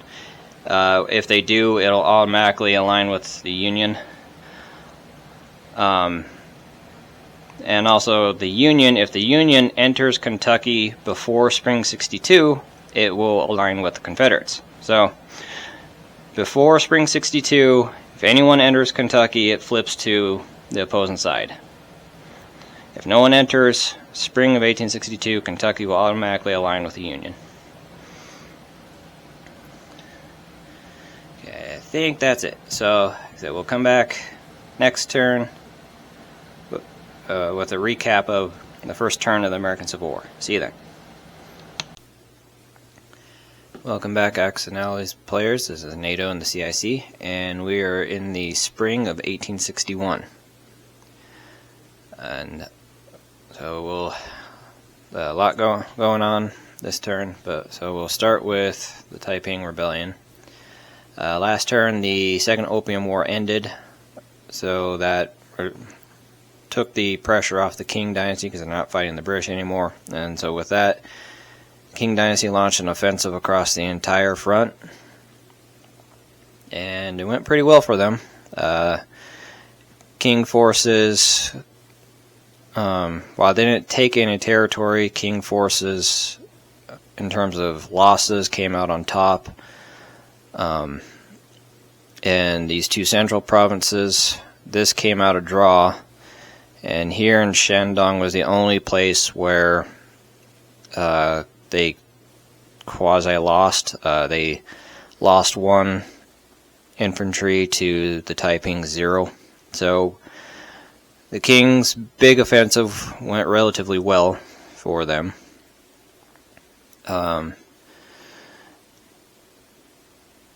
They didn't take any territory, but that's more of a secondary concern. It's the Qing forces are more concerned with contesting production territories and dropping Taiping production, and then they can just win through a war of attrition. Because Taiping have a production of 6 right now, while the Qing has a production of 12, so they're double the production. So as long as they can keep that going, the Taiping will eventually win just through a war of attrition. So that's kind of the Qing strategy, is just to contest and then eventually take as many production territories as possible to limit Taiping production, and then just win through attrition. But, more as you history buffs out there know what happened in spring of 1861, and probably what you've been waiting for this whole time, the American Civil War has officially begun.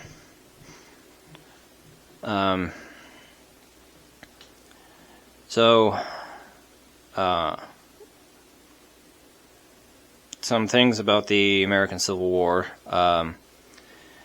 The Confederates have a 6 IPC bonus from foreign trade, so as long as these 3 sea zones, 47, 49, and 48, are open, the Confederates will be getting 6 IPC bonus, 2 per sea zone. So it will behoove the Union to blockade the South, and in order to do that, they need 2 frigates in each of these zones. 2 frigates will completely cut off the trade. So basically 1 frigate takes off 1 IPC. And so they need to put 2 frigates in each of these sea zones to completely cut off the Confederates from foreign trade. And then this is an optional rule, but there is generals in this.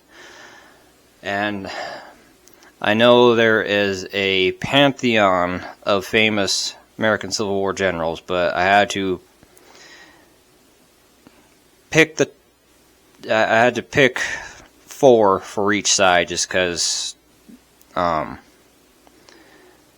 scaling issues. If this whole thing was exclusively about the American Civil War, then I could add, every general under the sun. But because that is the map for the Civil War, I had to pick, and of course this is subjective, but pick who I thought were the most important generals of the Civil War.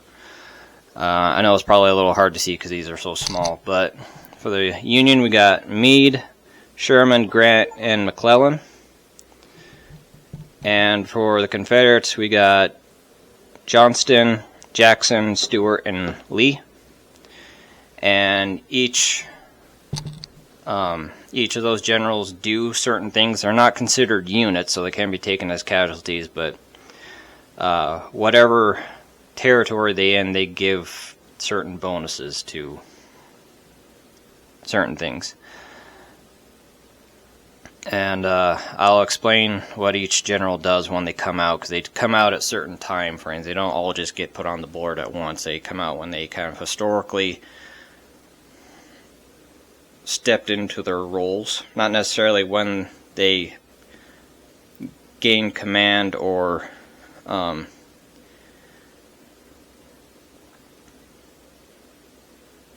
but more kind of when they became famous, per se. Because obviously Lee was a general right from the start, but he didn't become famous / get control of the army, or what would become the Army of Northern Virginia, until was it spring '62, I think, something like that. It was during the McClellan's Peninsula campaign, that disaster of a shit show. Anyways, and also I said this earlier, but that was several chapters ago and many minutes ago. But there is technology to research. So the Union will have rifling and ironclads, and the Confederates will have ironclads as well to unlock. And granted, the Union starts with an ironclad here in St. Louis. It's right there. But until it researches ironclads, it can't make more of them. And obviously the Confederates can't build any ironclads until they research it. And what rifling does is it gives infantry, not militia, infantry, allows them to defend at a 2. So that'd be very important. So that's about it, and probably more or less from this point out we'll be doing turn by turn, because there's just so much that happens in the American Civil War. So we'll be doing probably a turn by turn until it's over from now on. So we'll come back after the first turn of the American Civil War and see what happens. This Union militia here in Charleston is simulating Fort Sumter. So the Confederates will be obliged to attack their first turn, because it's kind of what starts the whole war in the first place. So Confederates will have to attack this Union militia here in Charleston, because that's simulating Fort Sumter.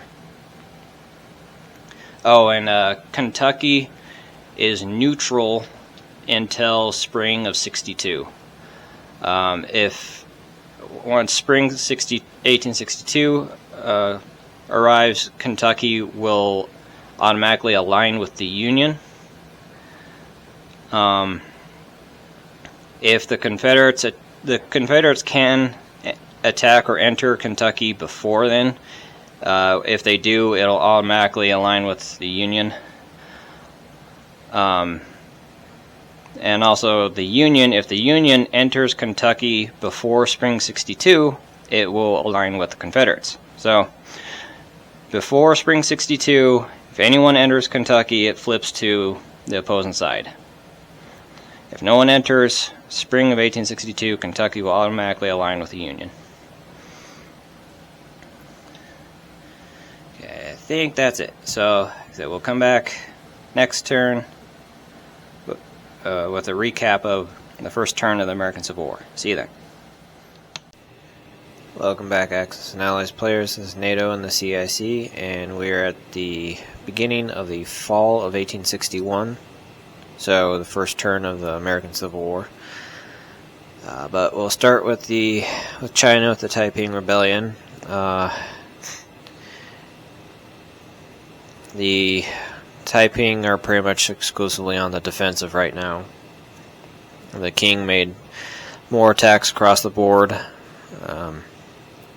Everything was pretty much equal losses, except for far south in Quichao, where the Qing dynasty forces soundly defeated the Taipings and took the territory.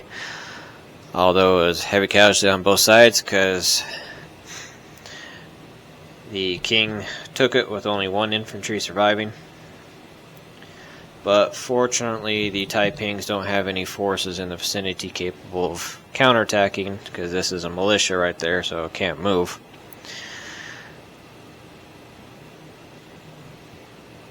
But that's pretty much it for the Taiping. It's pretty clear that the Qing dynasty is going to win. It's just a matter of time now. But let's go to the main show that I'm sure a lot of you have been eagerly awaiting, the American Civil War, the first turn. The Confederates defeated the militia in Charleston, so similarly in Fort Sumter, so they're victorious there. But then the Union counterattacked, and they're able to take West Virginia from the Confederates. And then they moved in Missouri. Missouri is kind of split three ways, starting off. The Eastern Third under St. Louis, the territory, is Union-controlled. The far west of Springfield is Confederate, and in the middle is kind of neutral. The Union moved out, took the neutral Missouri Central Territory, and then pushed out a cavalry force to attack the Confederate militia in Springfield and defeated them. But you needed infantry to take the territory, so technically Springfield is still Confederate owned. Our first generals come out, so the Confederates get two generals. They get Johnston and Stuart, and the Union get McClellan. Now you can't put them anywhere. They have to come out in specific zones. So Johnston has to go out somewhere in the east, and he gives all infantry in the same territory as him a +1 defense. So we put him in Memphis to hold that city and choke point. And then they put Stuart, so Stuart, all cavalry, Confederate cavalry in the same territory as him, gets a +1 attack and defense. So put him in Richmond. Granted, there's no cavalry there yet, but in this next turn, when Confederates get a full IPC production purchase, there will be cavalry there then. And Stuart, he has to be placed in the east. And there's like specific territories they can be into, but for now it's just somewhere in the east. And McClellan, the only thing he does is while he's in command of an army of any variety, the Union gets a +1 IPC production. Because while McClellan was a horrible battlefield general, he was a very excellent administrator and organizer.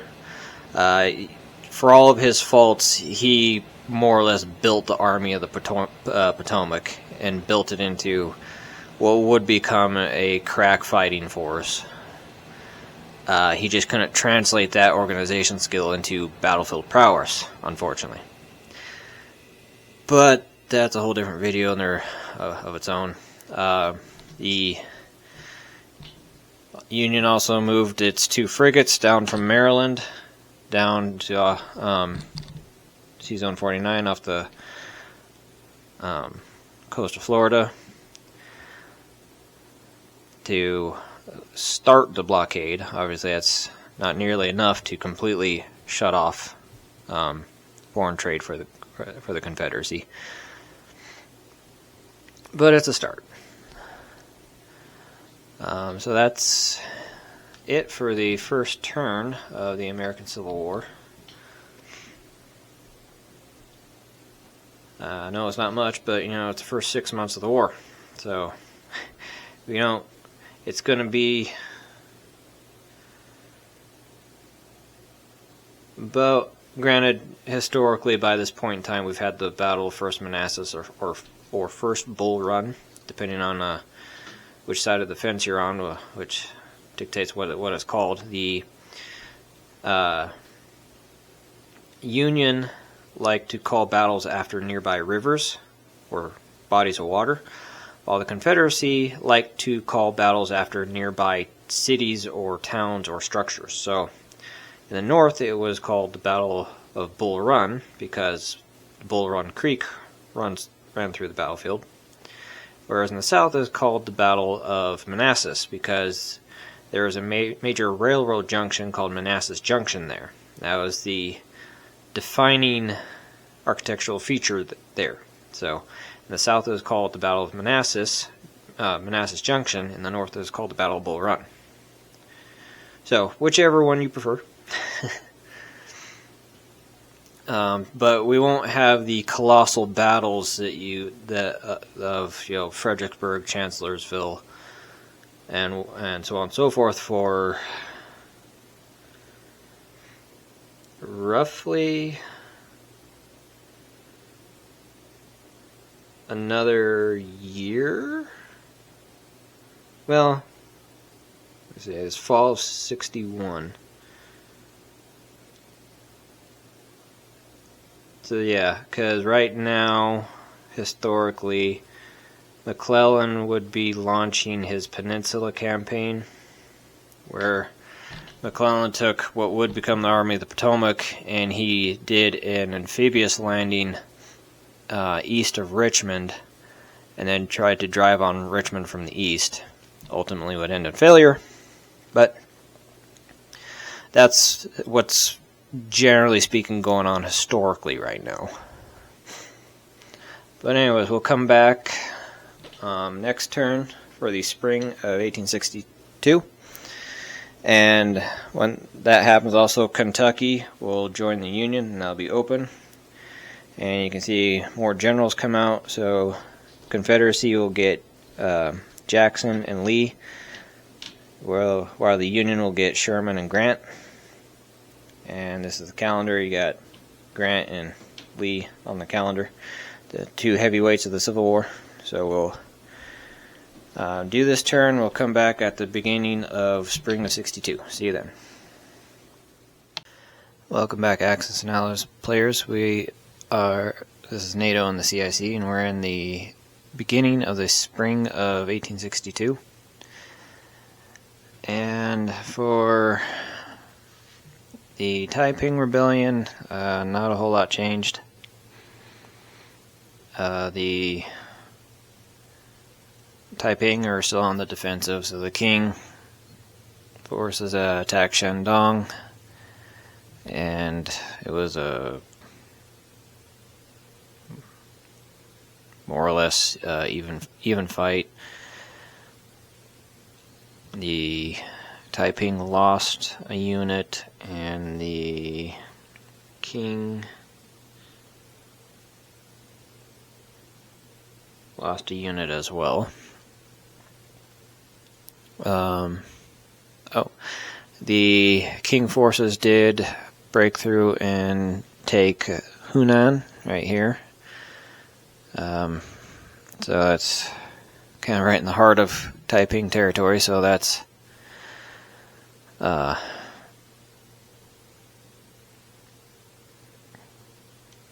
very problematic for the Taiping, because that opens up 3 different territories, all of which are worth production for the Taiping, and production is very critical because they have 6 right now compared to the Qing dynasty's 13. So that is a major issue for the Taipings. Now, going to the other side of the world, got the American Civil War continues.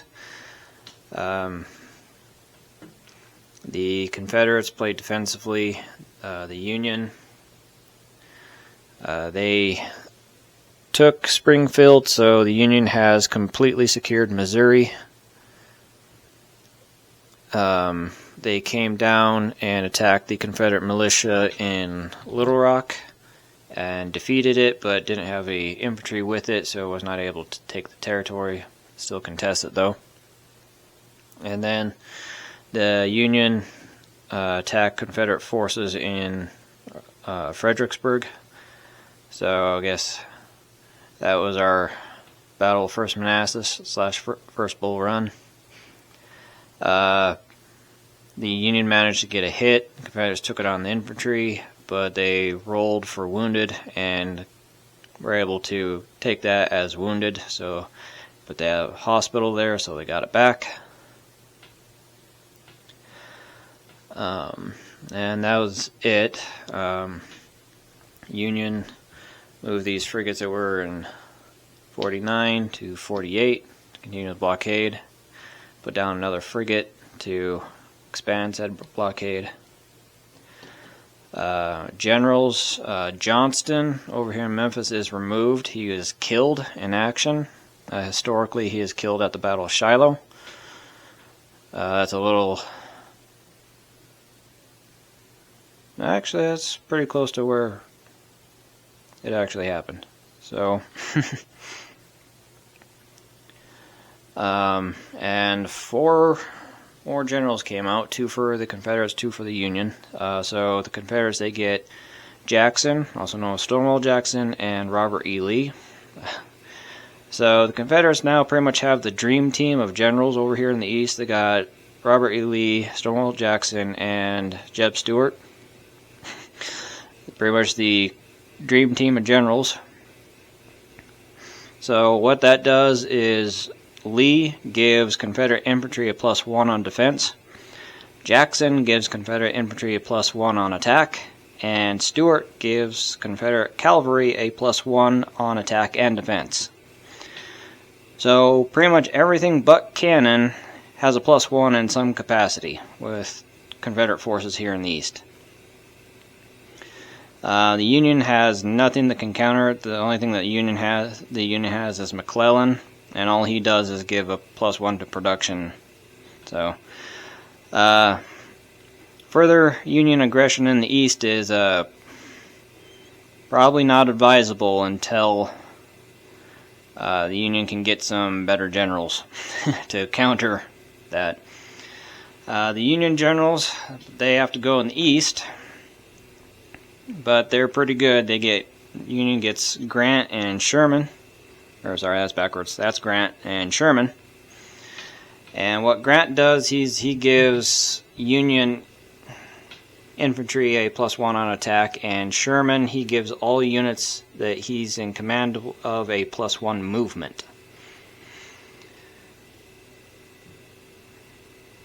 So that will be very helpful in the West because there'll be a lot further distance that the Union forces have to cover to get to whatever theater. And with Johnson being gone now, the Confederates have nothing in the West to counter Grant's +1 on attack. So Confederates have the advantage in the East, the Union has the advantage in the West.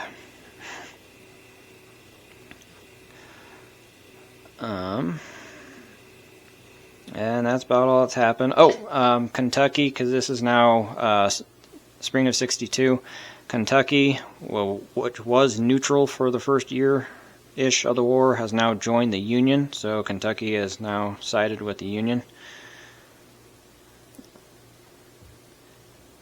Further bolstering Union production. Union production is now up to 32 compared to the Confederates' 14 now.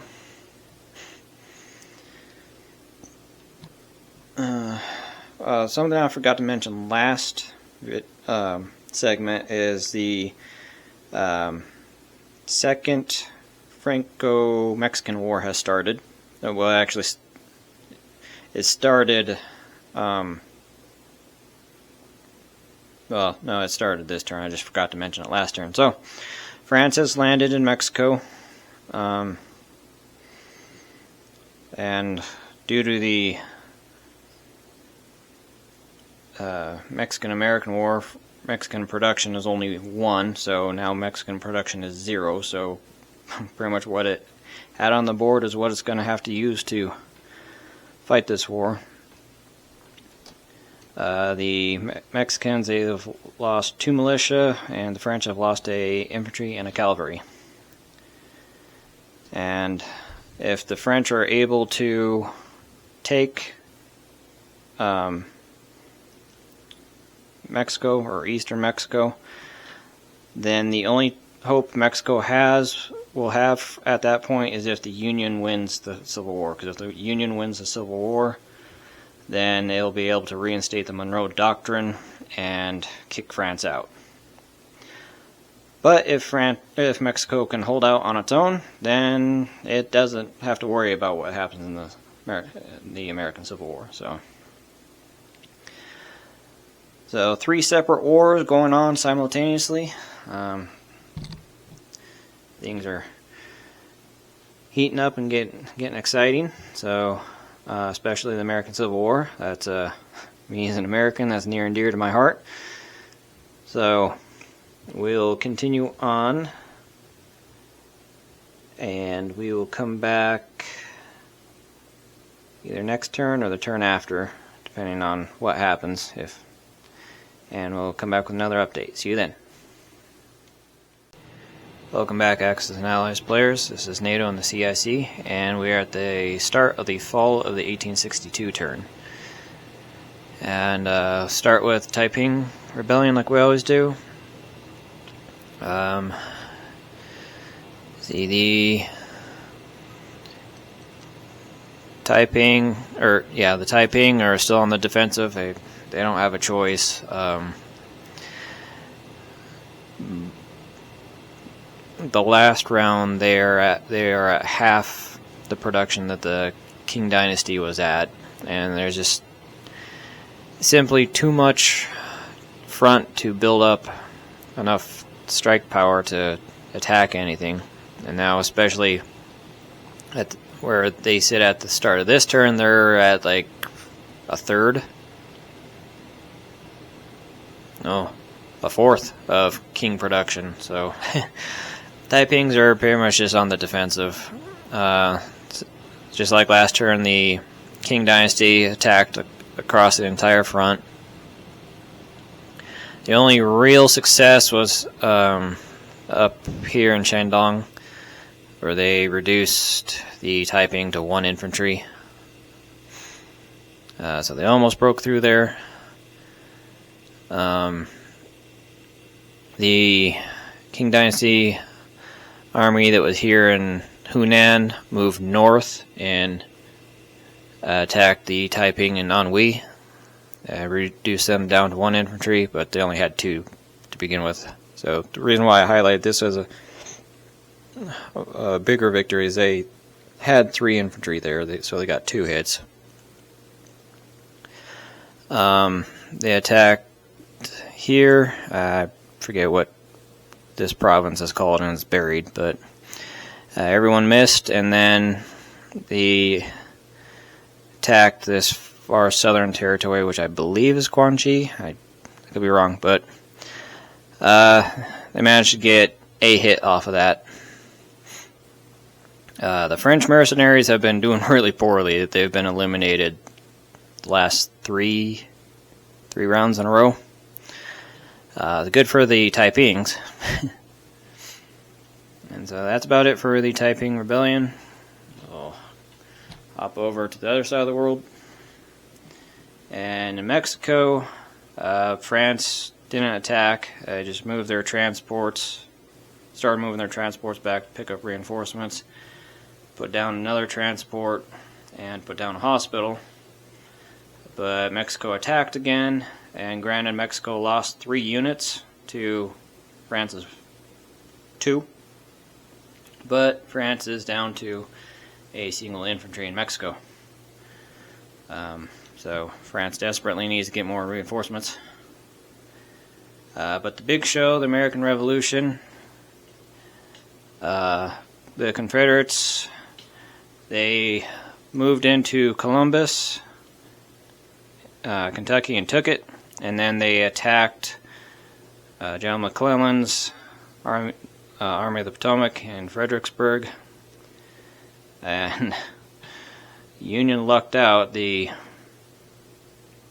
Confederates were only able to get 1 hit, despite having Lee, Jackson, and Stuart leading the army. And then the Confederates just moved forces around to try to cover all the potential points of invasion. The North, they made several attacks. They moved down and took northeastern or northwestern Arkansas. They attacked Little Rock again, but it went poorly for them. They didn't get any hits, whereas this militia got a hit, took it on the cavalry. The Union attacked Memphis with Grant. Grant wasn't in this one, so it was just regular Union Army attacked Memphis, but this was the first instance where ironclads were used in battle. There was no Confederate ironclads to counter it, so the Union used it as shore bombardment. Managed to get a hit off of it. Reduced the Memphis defenses down to a single infantry. The Union took a hit itself.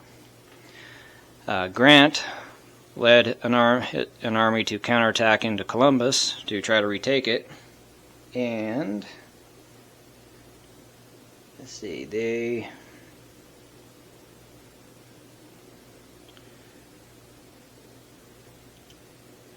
got a hit off of it, I believe.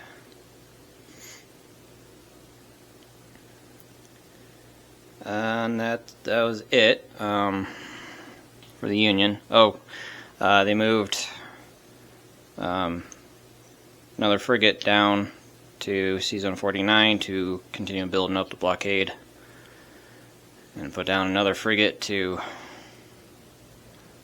join this one down here next turn. General-wise, the only thing that's changed is McClellan has been fired, so the Union has no general in the east to counter the Confederate Dream Team. Not that McClellan was doing anything to counter that anyways. You guys know your history, know McClellan's many failures as a field general. So the Union loses an IPC in production, but considering Union production is 30 and Confederate production right now is 13, it's okay. So that was it for the turn, so we'll come back next turn, beginning of the next turn, with another update. There'll be some generalship changes, and we'll see where we're at. See you then. Welcome back, Axis and Allies players. This is NATO and the CIC, and we are back with the spring 1863 turn. Double check that. Yeah. Spring of 1863. And things continue to go poorly for the Taipings.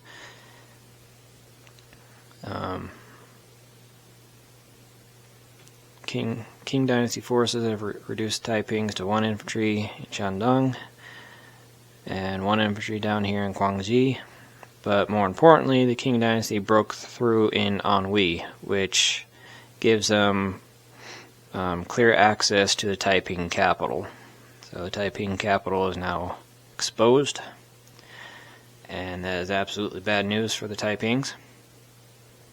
But like I said several turns ago, it's pretty clear that the Qing Dynasty is going to win. It's just a matter of time. Well, when they finally pull that off, we'll kind of do an analysis of why the Qing were able to pull it off, do it.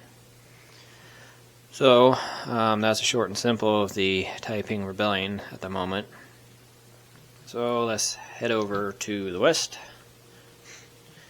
And we'll start with Mexico. Mexico has completely pushed the French out of eastern Mexico.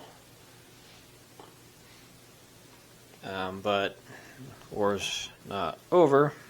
French still got plenty of stuff coming. French are setting up a convoy route to where they'll more or less just be landing stuff continuously. They just need a couple more turns to set it up. But the big show, American Civil War,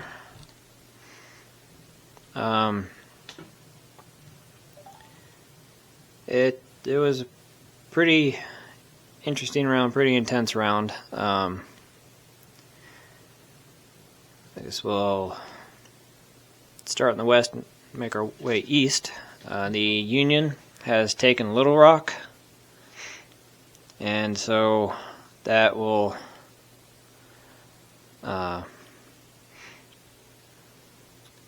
open up the Trans-Mississippi for the Union. And then the Union also took Memphis, which will allow the Union to start its Vicksburg campaign. And then Grant, and then using Sherman's special ability, is able to take an infantry from Indiana, move it 2 spaces to link up with Grant's forces from Columbia, because the Confederates attacked Grant's forces in Columbia, and it was a total disaster. Grant completely wiped out the Confederate forces. So then Grant pursued, moved into Nashville, linked up with Sherman, and attacked Nashville and almost took it, reduced it down to 1 infantry. So that's big for the Union. If the Union can take Nashville, 1, it's a production center, and 2, that'll open up the door to move on Atlanta, which is a victory point. But not everything's sunshine and rainbows for the Union. Back here in the east, the Confederate Dream Team of Lee, Jackson, and Stuart completely wiped out the Union Army in Fredericksburg and pushed it all the way back to D.C. But that's probably going to be it for Confederate offensives for the rest of the game, because there's a couple new developments.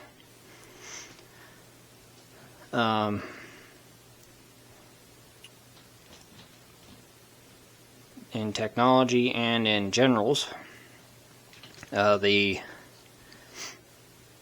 technology, the Confederates did complete their ironclad research, so from now on the Confederates will be able to put out ironclads, which it desperately needs, to counter that Union ironclad that was very instrumental in the Union's taking a Memphis. But the Union completed its rifling technology, so now all Union infantry, not militia, infantry, will defend at a 2 now.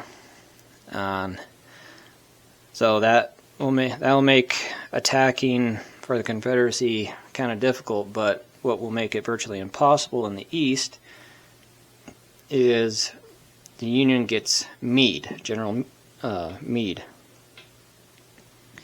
And he gives all infantry a +1 on defense, and it does stack with the technology. So that means Union Army under Meade's command, its infantry defends at a 3.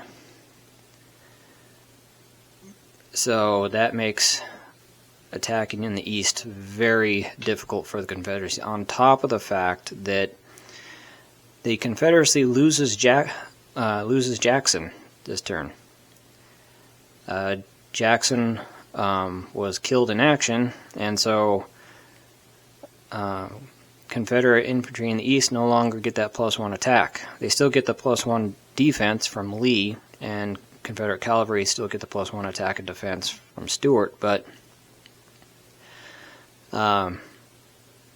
what that means going forward is if the Confederacy attacks the Union in the east, Confederate infantry will be attacking at a 1, while Union infantry will be defending at a 3. Not good prospects. Let's see. But it's kind of funny how, at least in the east, it almost followed history exactly, because, like I said, Jackson dies. Well, this is the beginning of the next turn. So Jackson died last turn. He died at the Battle of Chancellorsville, which was a huge Confederate victory. Well, last turn the Confederates just pushed the Union completely, Chancellorsville is just a little bit to the west of Fredericksburg. I should point that out. Well, in this, Confederates just pushed the Union completely out of Fredericksburg, won a big victory. So Lee pretty much just had his Battle of Chancellorsville right here and lost Jackson in the process.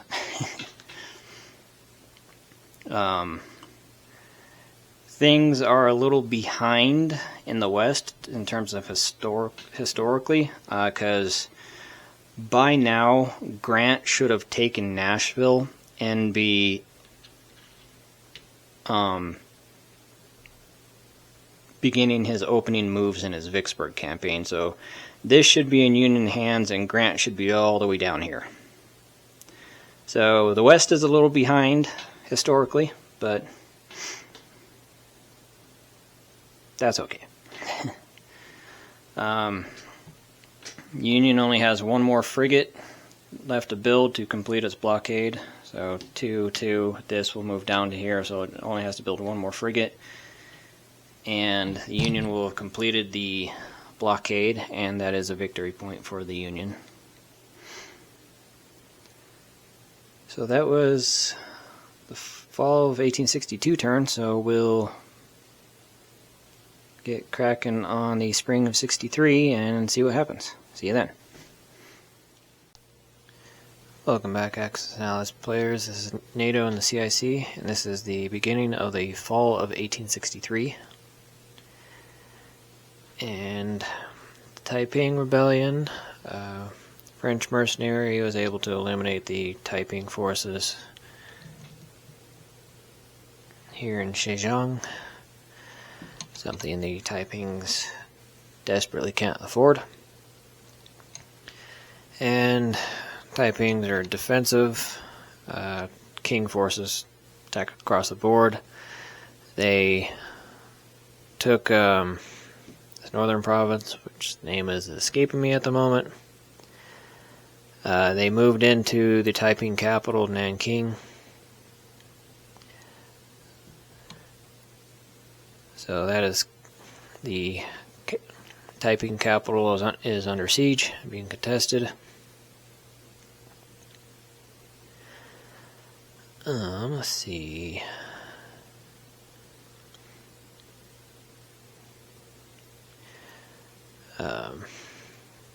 This Taiping province right here, which is now completely surrounded, is holding out with 1 infantry, and then the Qing forces took Guangdong, this territory that's surrounding Hong Kong.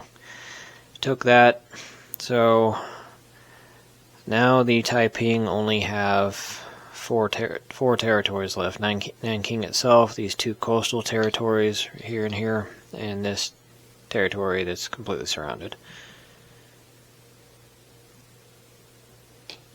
So the Taiping Rebellion will be over sooner than later. Granted, there's only 4 turns left before it ends anyways, but moving on to the west, the French, they didn't attack because, well, they couldn't, everything was out of range, but they're just building that transport relay. So they'll be trying to set up a situation where they can land troops in Mexico every turn. So next couple turns, hopefully they'll be in place. And the American Civil War. Confederates have gone completely on the defensive, because as I said in the last chapter, Union has rifling now, so all their infantry defend out of 2. That makes attacking them pretty difficult. So the Confederates have opted to go on the defensive and just trade territory for time. Because if they can hold on to their victory cities, Richmond, Atlanta and Vicksburg, they will win. So if they can just hold on to those. They got 4 turns. Yeah, 4 turns. If they can hold on to those, they'll win. So what the Union did, moved its frigate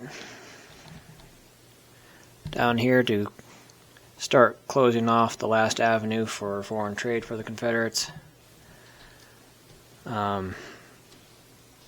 Union moved into Kentucky, drove the Confederates out, so the Union has now secured all of Kentucky.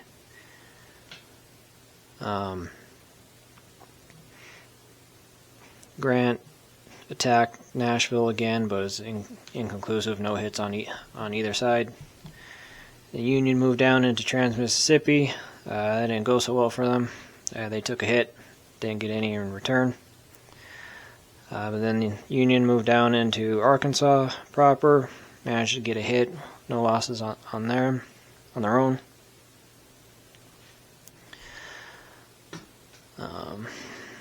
That was about it for the action. It wasn't a very productive, good turn for the Union. Kind of missed a lot.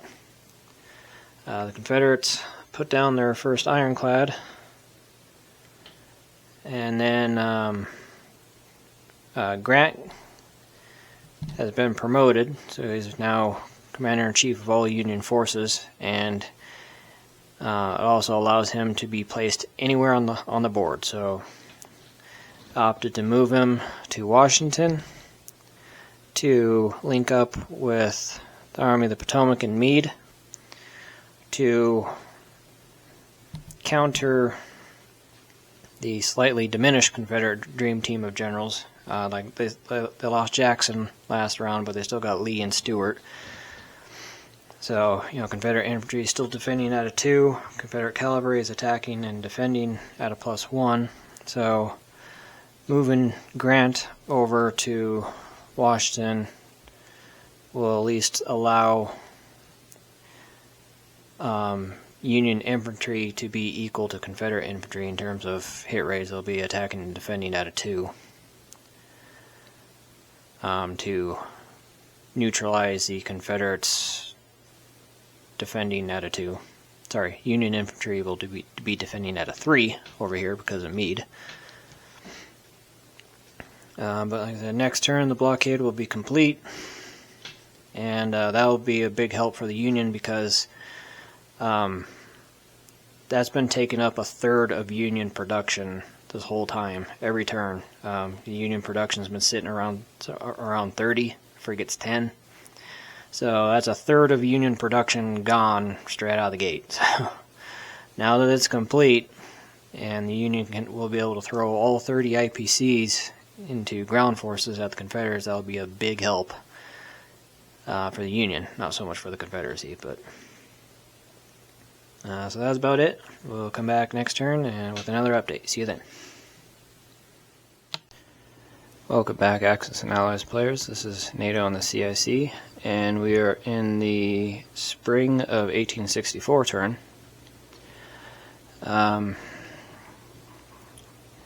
Same thing as the last couple chapters. The Taipings are losing hard.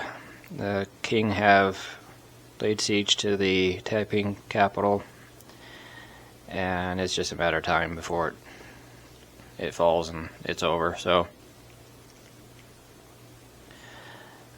see, the only territories that Taiping have left is this coastal province right here in the capital, so not much to talk about there, so we'll move on. And France and Mexico, France had 1 infantry left in Mexico, and somehow it survived by miracle, like a roll of the dice. So this turn France is going to be able to land all of that, so France is going to have a pretty much permanent presence in Mexico to the end of the scenario. So we'll see if France will be able to actually take Mexico or not. And then with the American Civil War, the Union has completed the blockade, and then we had our first face-off between Grant and Lee.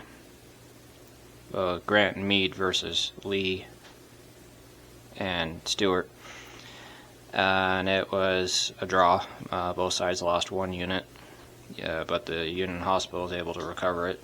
Confederate hospital not so much. Then moving west, the Union moved in and captured Knoxville, so now Atlanta is open. And then we had our first ironclad versus ironclad battle here in the Trans-Mississippi, which was a Union victory. The Union sunk the Confederate ironclad and reduced the ground forces to 1 infantry, so if they can clear that, then Vicksburg will be open to them, which is very important because those are victory cities for the Union and the Confederacy. So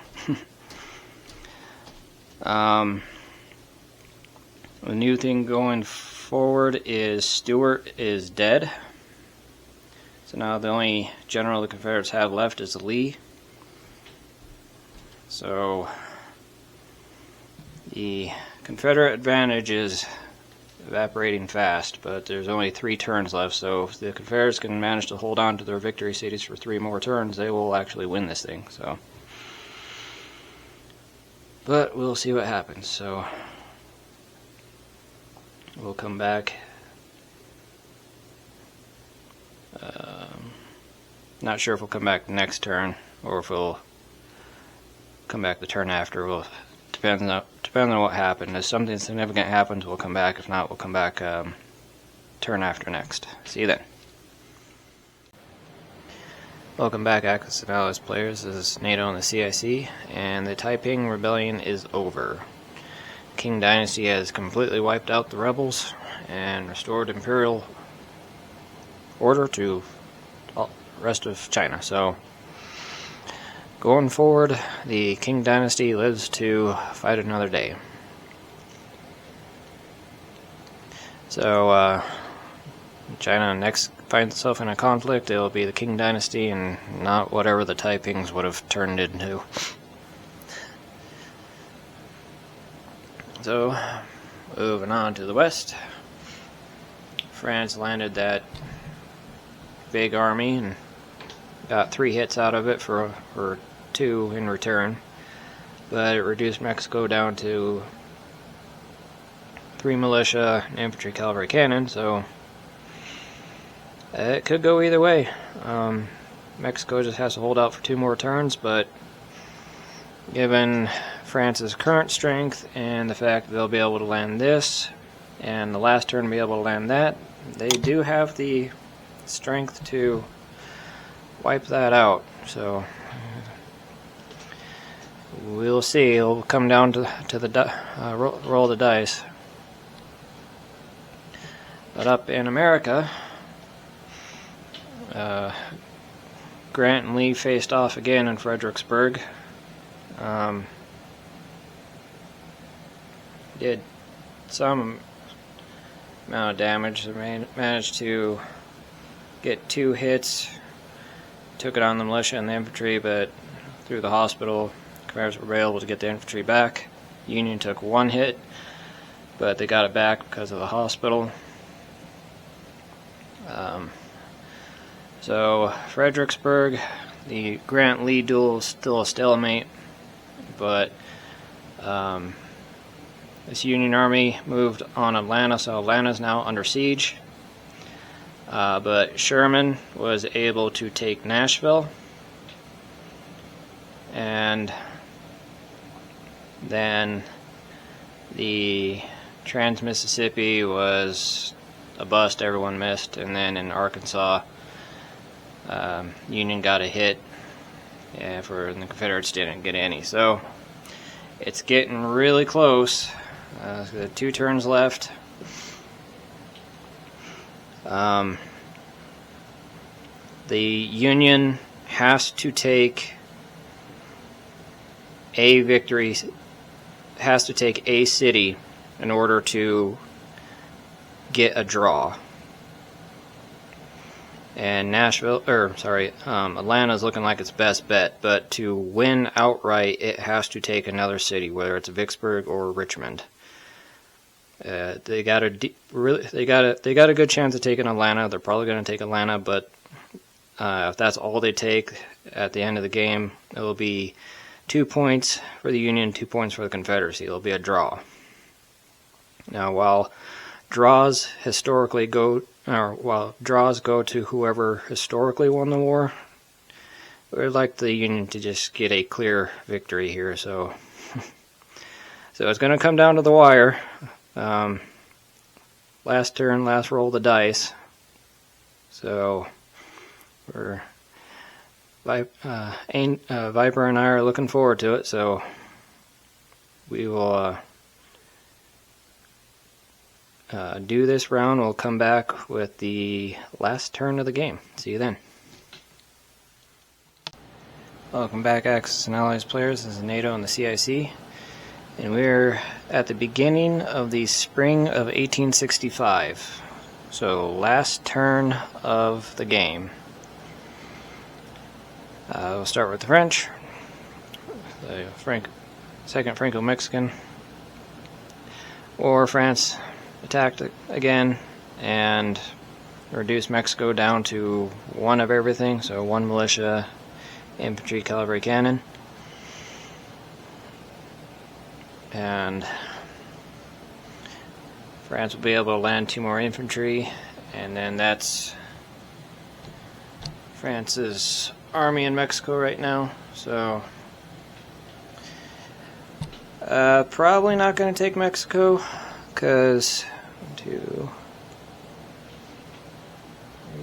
5, 6, 7, 8. That's would require almost a 50% hit rate, and when everything's hitting on 1s and 2s, it's possible, but not very likely. But who knows? Maybe France will get a lucky roll. We'll see. But the big show, the big deciding thing, and the showcase of the scenario, the American Civil War. Like I said, last chapter, it's going to come down to the last turn and last roll of the dice, because the Union failed to break through Fredericksburg, and they failed to break through at Trans-Mississippi. They did take Atlanta, however. So, what that means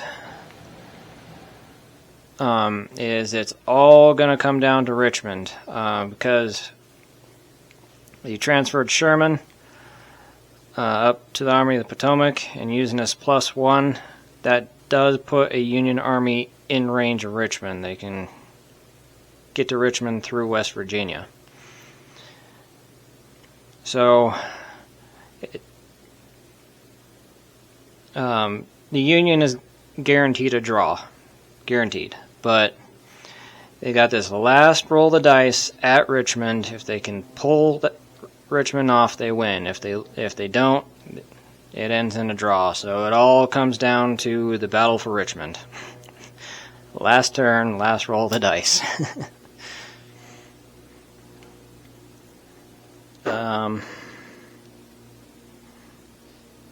Yeah, that's about it. So we'll do this last turn, and we'll see if the American Civil War ends in a draw or a Union victory. See you then. Welcome back, Axis and Allies players. This is NATO and the CIC, and we're at the conclusion of the Taiping Rebellion / American Civil War. As you can see, there's a French roundel on Mexico, so the French managed to pull it off. They wiped out the Mexican army and took Mexico City, took the capital. And the actuality, that should be a minor factor right now, but anyway, it doesn't matter. So, Mexican independence is now solely dependent on the United States, or the Union, winning the Civil War. So let's go there. So the Union tried once again to break through Arkansas. Almost managed it. Reduced the Confederates down to a militia. Tried for the Trans-Mississippi again to open up Vicksburg, but failed there. Everything missed.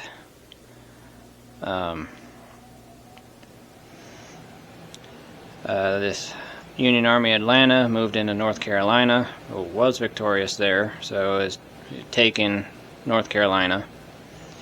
And then Meade took the forces in Washington, tried to take Fredericksburg, and failed.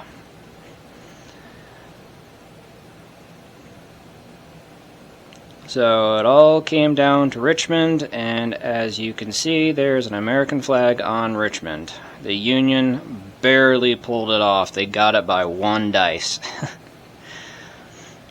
So, it is a Union victory. 3 points to the Confederates, 1. So, the United States will remain whole. It will not be split in two. And more importantly, with the Union reconstituted, the United States will be able to enforce the Monroe Doctrine once again, and so France will be forced to vacate Mexico or face a very large, very experienced United States military. So France will withdraw, and Mexico will get its independence back and remain its own sovereign nation. So, it was a really close call. It was a lot of fun. Viper, she pulled her army in Fredericksburg with Lee back to Richmond, leaving a cavalry to block Union forces, try to maximize her forces in Richmond, and she put a militia in North Carolina, so the cavalry in this Atlanta army couldn't attack Richmond from the southwest. So she did everything right. It's just the dice weren't on her side, and luckily enough, the dice favored me. So,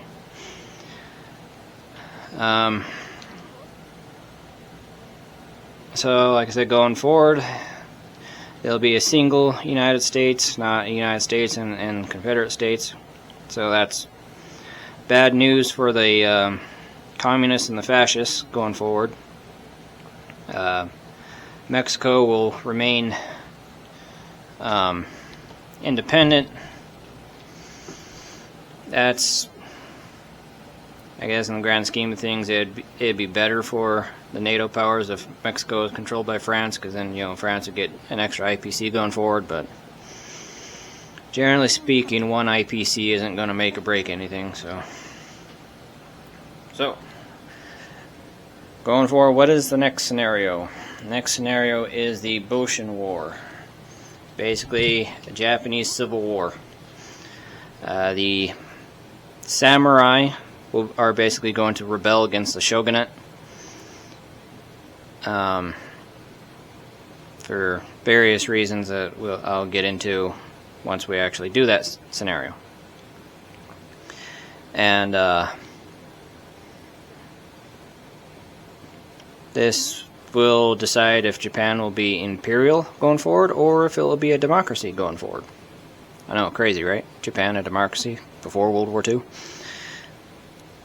So anyways, we'll reset the board and we will fight the Boshin War. See you then.